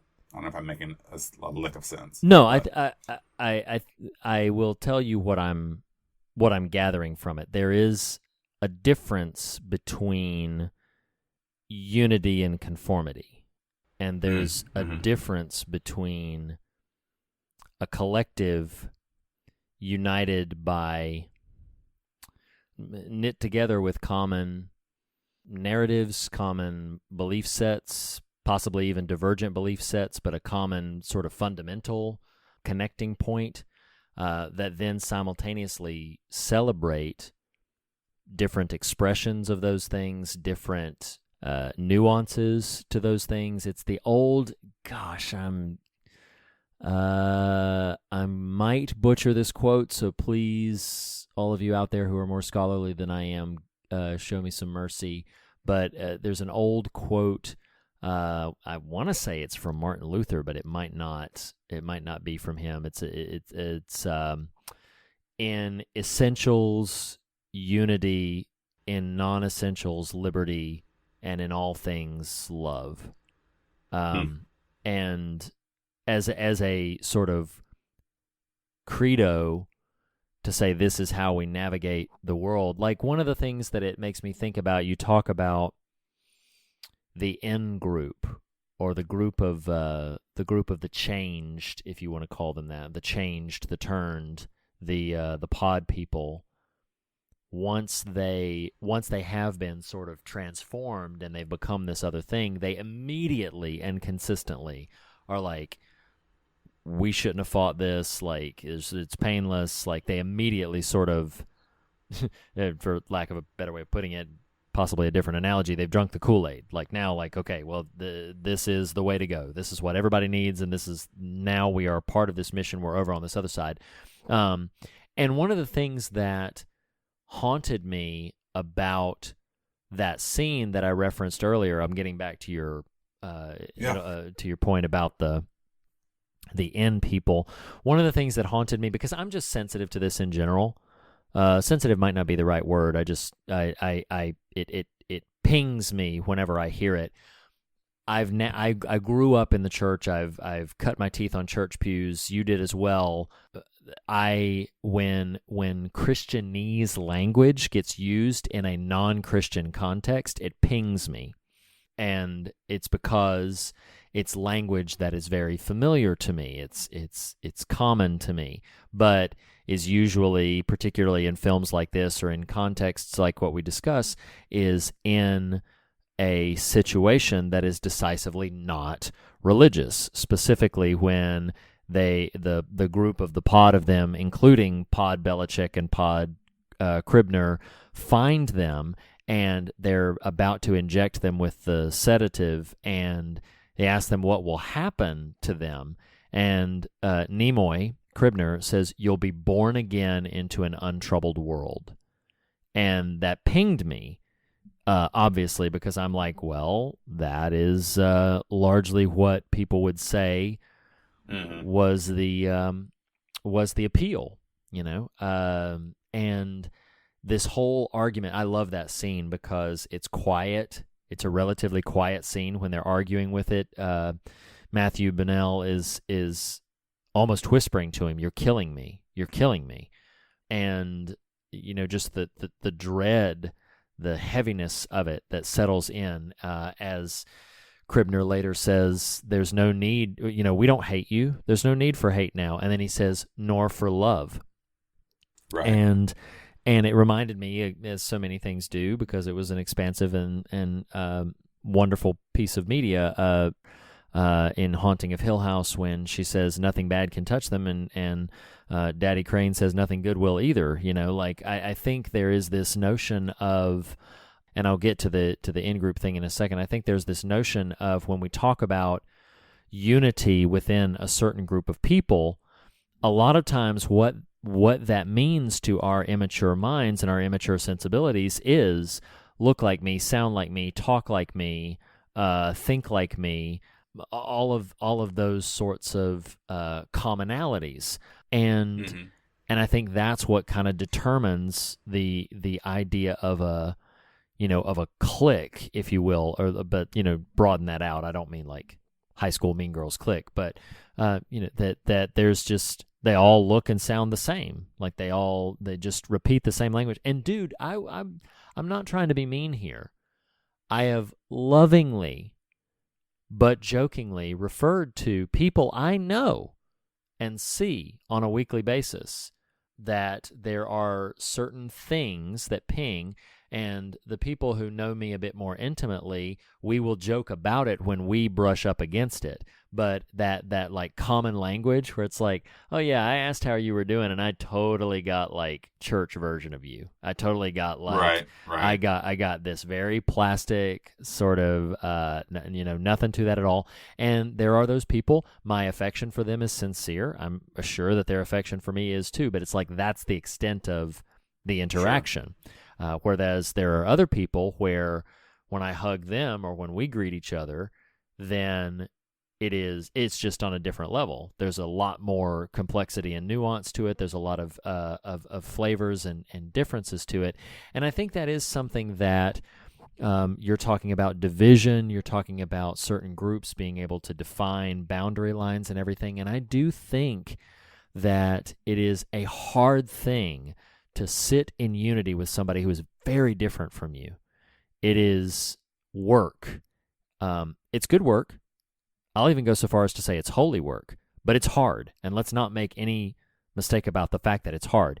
If it's easy, then perhaps it is not as diverse as you would like to think it is, because it is challenging. It is difficult to sit in a space with somebody who does not have your same cultural experience, does not have your same perspective on things. Me sitting as a relative centrist, you talked about politics or whatever, me sitting as a relative centrist often feel homeless in the company of liberals or in the company of conservatives, because I'm constantly trying to pull either in the other direction. And it's challenging. It's difficult because you have to find that place where in essentials unity, in non-essentials liberty, and in all things love. Early in the film, well, actually more about midway through the film, Belichick says something that I wrote down because this viewing I had to pause the film. It hit me so hard. He's criticizing Cribner, and he says this. He says, I keep calling him Cribner. It's actually Kibner. Kibner's trying to change people to fit the world, and I'm trying to change the world to fit people, is what Belichick says. Mm-hmm. And it's one of his big critiques. He doesn't elaborate on it, but it's one of his big critiques against the character Leonard Nimoy plays, his work and stuff. And that stuck out to me so much, this idea of changing people to fit the world versus changing the world to fit people. And I wrestled with that for a minute. I was like, what is that? What would that mean in the context of conversations like what we have? In the film, it can mean whatever Kaufman wanted it to mean, or whatever the screenwriter wanted it to mean, or whatever. But in the context of the things that we talk about, what does it mean to say, am I changing people to fit the world, or changing the world to fit people? And in political discussions, in religious discussions, in all manner of complex ideological conversations, I think that very passive comment in this 1978 horror film really is worth consideration and considering who you've chosen to surround yourself with, who you've chosen to associate with, who you decide for your own personal world gets in and stays out, whether or not you pursue trying to be part of a people group that you long for their acceptance and affirmation and validation, or whether or not you are okay sitting a bit more in the fringes or a bit more on the outskirts, or sitting in a place that does not fit comfortably. I just keep coming back to that in this conversation, that it doesn't have to be completely comfortable. I have people that and I'm sorry. No, I'll say this statement, and then I want to hear what you have to say about what I've been saying. I have people in my life that I love them very dearly, and their otherness to me is never really fully gone. Now, that could be just because they came from a different place, or because they are of a different nationality, or because they just have a different political or ideological perspective, or whatever it is. But just, again, I cannot get past the whole, I love them dearly. Their presence in my life is valued and rich and rewarding, but their otherness is never really lost on me. And my own otherness is never quite vanished from our interactions. Anyway. But would you identify that? This is going to sound finger wagging. I don't mean it to be, but would you identify that hang up as an obstacle that should be overcome and or set aside? Nope. Nope. I love it. I thought, okay. Yeah. What I was hearing was you saying like there's an impassable sort of aspect to the relationship. Okay. No, that's what I heard when you said that. It is hard work, but I love it. Yeah. And you're identifying, there's too much in the air to kind of fully know how to wrestle all of it down, but it is interesting to me, your response to my confusion there kind of substantiates what's percolating a bit, and that's the necessity, if any good work is to be done to change the world to fit people, which I do think is probably a more faithful, healthier approach. Thank you, Jeff Goldblum. It's only to be found in solidarity of relationship. Like, for better or worse, it's interesting. So like that phrase that you're highlighting, I don't want to change people to fit the world. I want to change the world to fit people. And we live in a very volatile sort of cultural moment where the only way people are going to know you love them, which is the highest and only call, is to achieve some sort of solidarity with them. Right? It's not to, like an amoeba, glom them into your emotionless, unrelational group.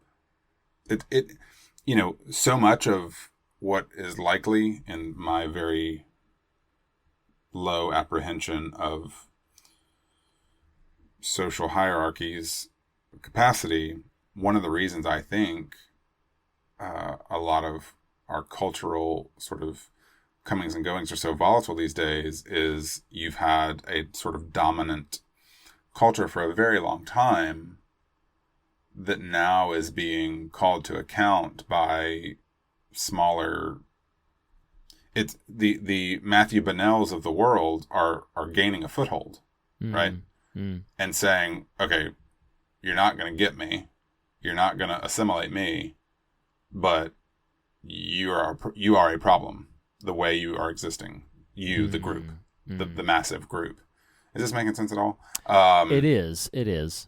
And it's kind of our job, whether by dominant culture you and I are white men, you and I are Protestant white men in America. We are the dominant culture. Yeah, right. The onus is on us to work harder to sort of step out of that in-group that we've existed in for a very, very long time, and had a lot of sheltering from. Yeah. Dude, I know this is super random, and I'm doing a lot of randoms this episode, and maybe ultimately it won't amount to a whole lot, I don't know, but I've listened to our Dark episode from a couple weeks ago several times since its formal release, and I can't get over sort of where we land in that episode. It's really beautiful and lovely to me. Yeah. And I keep having this mental image when we were talking about, and I'm getting somewhere here, where we were talking about Christ shepherding us all. Yeah. A similar destination, but from different paths, right? Right. And the mental image that has come to me consistently since pondering this is like the hub of a wheel, and it's like the spokes are all the various paths we are all on. Those spokes aren't on top of each other; they are at various points along the wheel. But the hub itself, to use the language we use then, is the pin, the ultimate destination.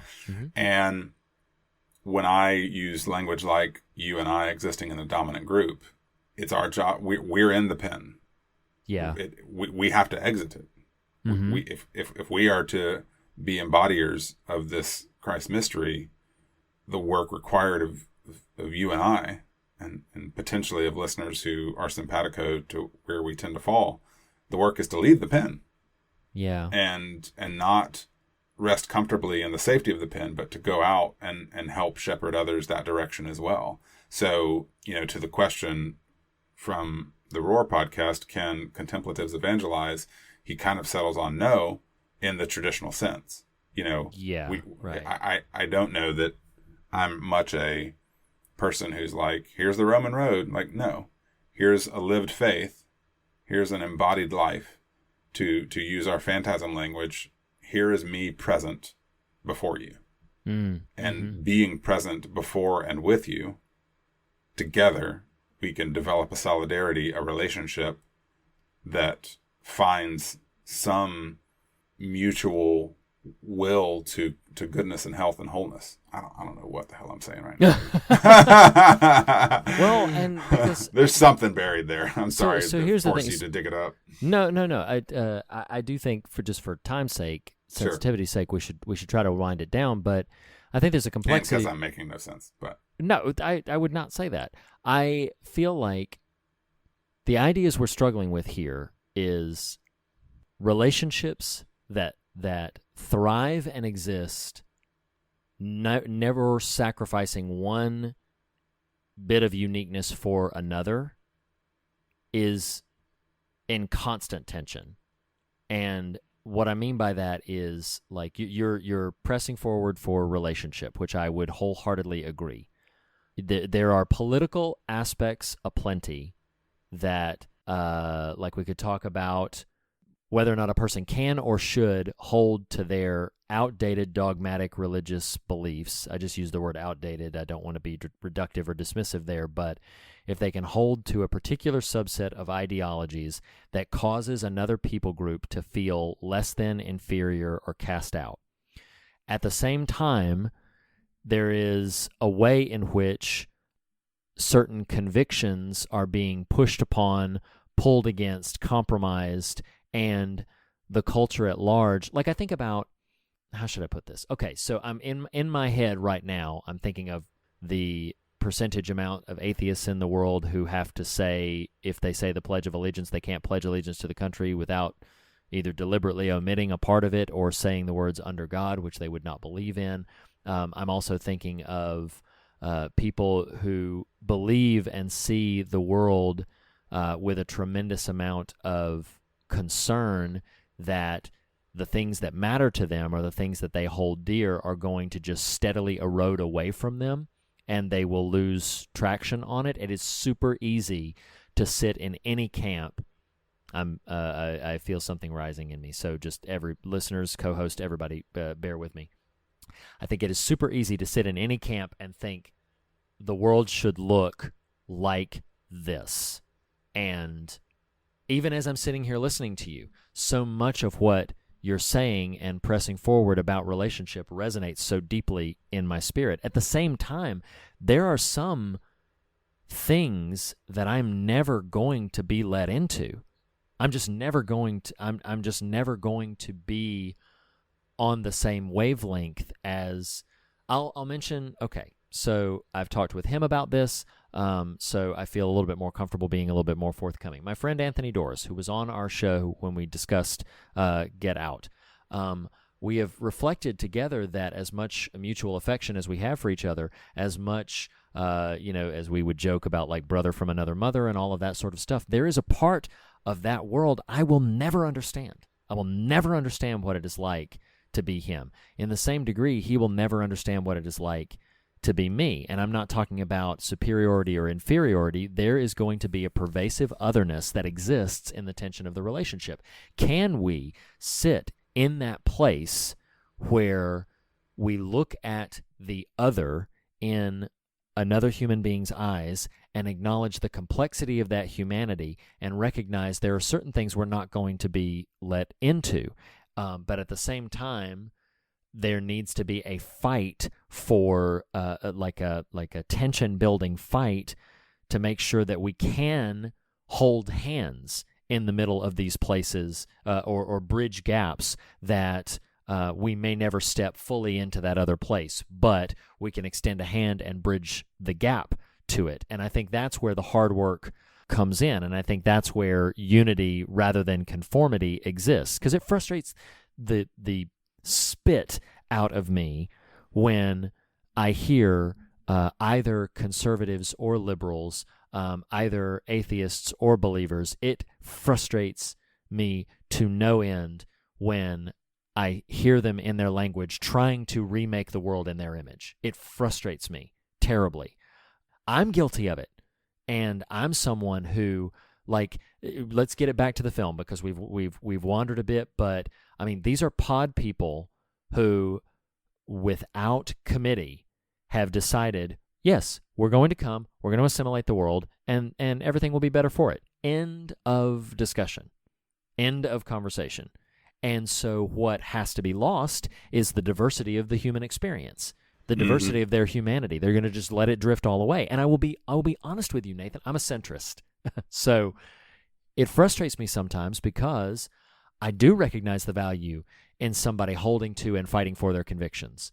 I do get very brokenhearted when somebody on that side who is fighting for their convictions then suddenly has blatantly made another people group feel like they are a subpar human being. And that offends me, and that upsets me. And where I sit, just individually, is in that sort of homeless tension, sitting there going like, yeah, I believe you should fight for your convictions. Yeah, I believe this person is no less a human being than you are, and they are entitled to all of the rights and privileges that you enjoy. And there's a lot of those things that just simply do not break down into binary solutions. There's a complexity to human experience. And in order to get to really either place of home for these solutions that we're talking about, like to where somebody would say like, oh, well, the world just needs to be like this, fill in the blank. Then a lot of times that means this whole subgroup of people has to deny some aspect of their thoughts or existence. And what we have, you started this whole conversation with division. What we have is people not in efforts to bridge gaps with diversity, but rather in efforts to hold the line so that their boundary doesn't get completely eroded and eradicated. And so then you have an ever-widening gap as more and more people on extremes continue to insist it's my way or nothing.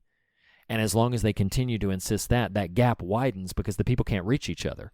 If they can't find a way to live in otherness, to live in the place where I am different than you. And I'm not, let me be clear here, I'm not talking about who holds the power, because that's a different conversation. Sure, yeah. It's a very different conversation. If we're having a conversation about who holds the power and what their power yields to people who are marginalized, that's a completely different conversation than what I'm talking about in terms of navigating relationships with otherness and feeling like you can be you and be fully and wholly you. All the ugly, all the nasty, all the stuff that really probably some of it should change, some of it should go away, and then sitting in that space and finding a way, if not common ground, if not standing in the same place, at least by God extending a hand to each other for in the hope that your humanity can still exist. It's that moment when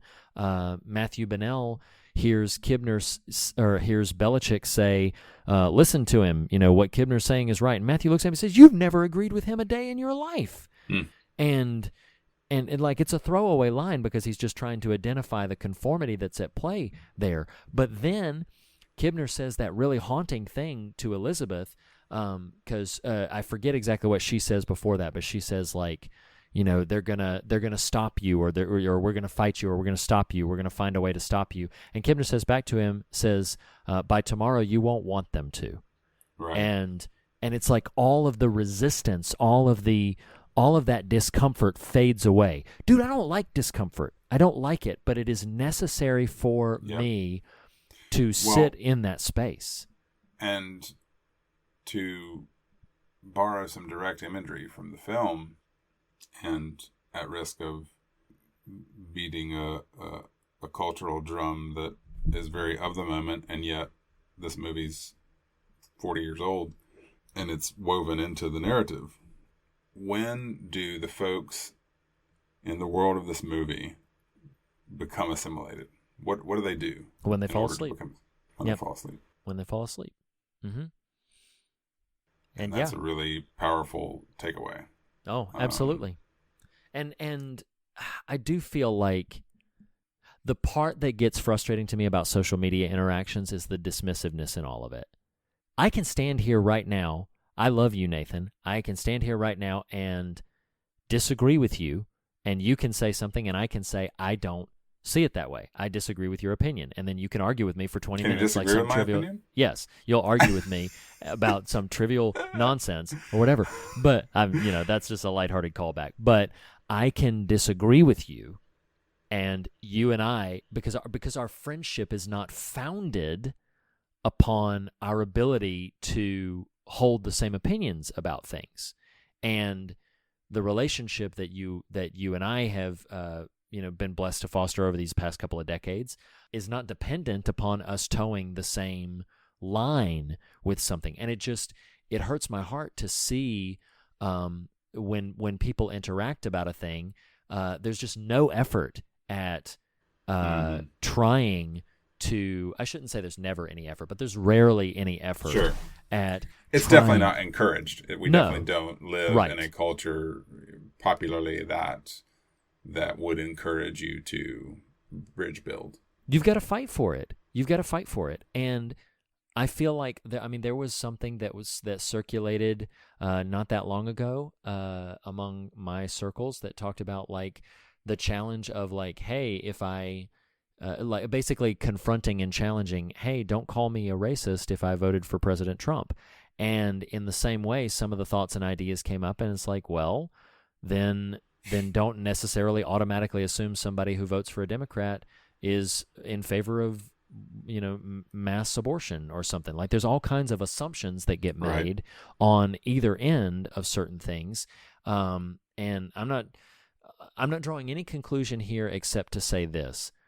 You have to see the other person, the person that's speaking to you, as a person with a rich personal history, a rich cultural history, a vastly different set of experiences than you. And you can find the common grounds to laugh about or cry over or discuss or debate or whatever. But if you're going to maintain that relationship, I think you have to come to a place to where you are comfortable saying, you are not exactly like me. You are not, we are not pod people. You are not identical to me, just with a different set of memories and everything. You have a rich, vibrant set of thoughts, emotions, experiences, full of that.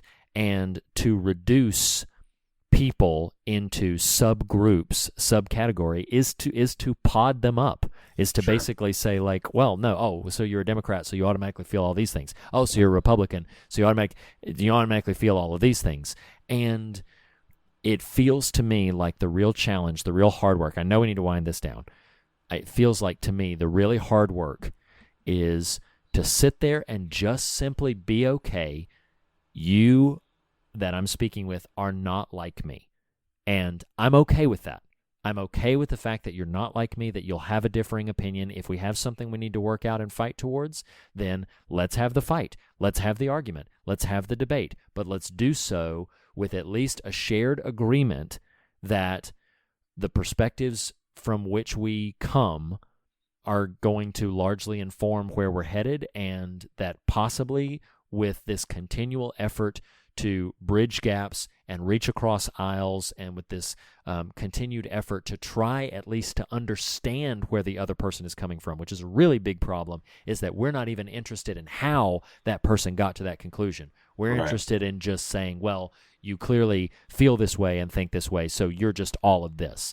And so then you get that's where the real sort of phobia of it all comes into play. It's like you're scary and different, and I'm not interested in hearing what you have to say. Are you a man-faced dog? Like, what? just get out of here, man. Right. Scrap. Exactly. Scram.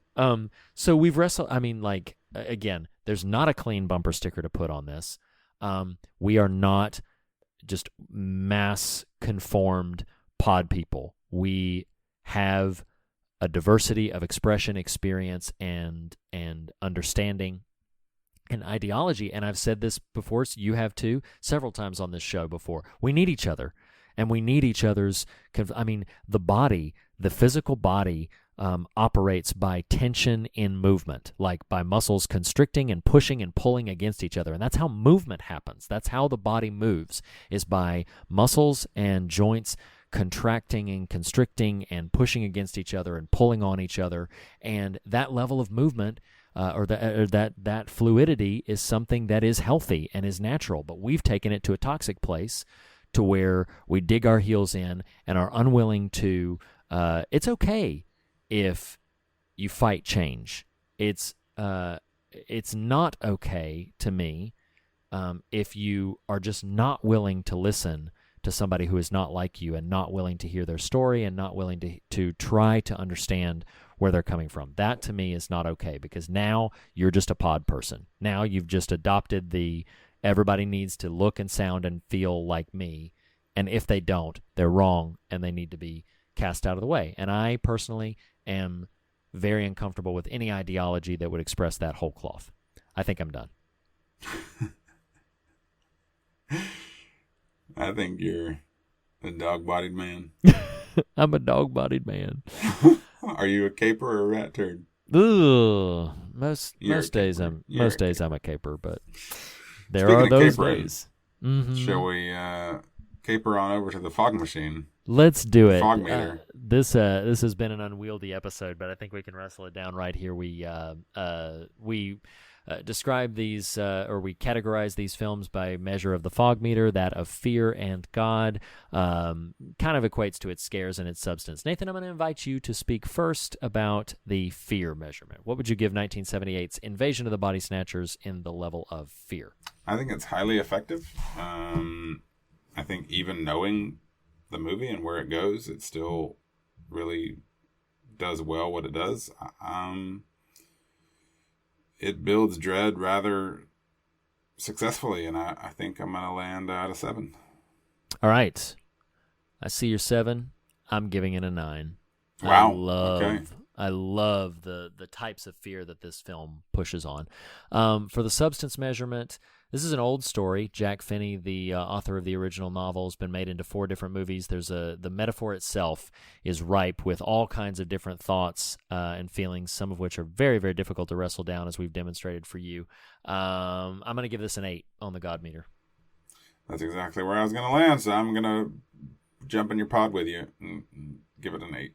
Alrighty. What that means, friends and neighbors, is that in episode 2 of hashtag I Love the 70s, we give 1978's Philip Kaufman directed Invasion of the Body Snatchers an 8 on the fog meter. That is a good rating.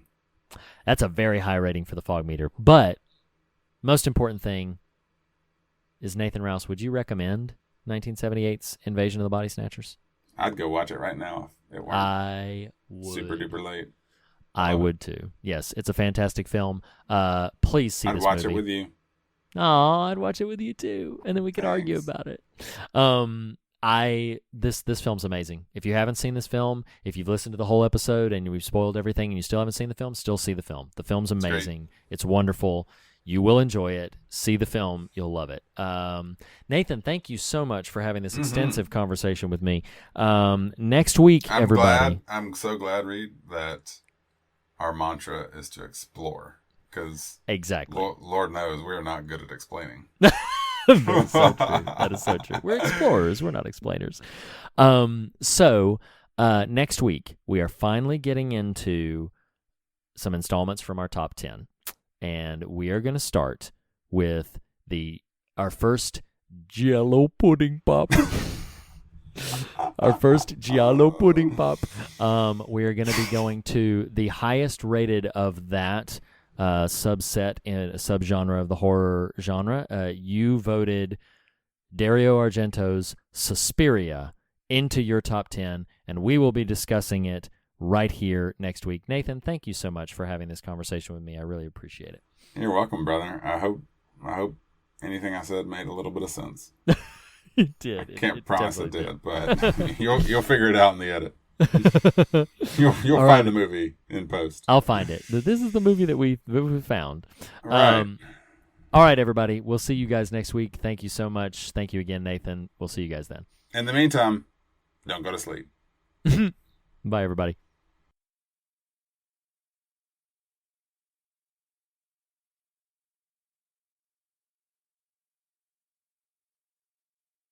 The fear of God is the beginning of wisdom, but not the end of the conversation. And you can continue the conversation in a variety of ways. You can follow us on Twitter @TheFearOfGod. You can like and follow us on Facebook, or join the Facebook Fear of God discussion group.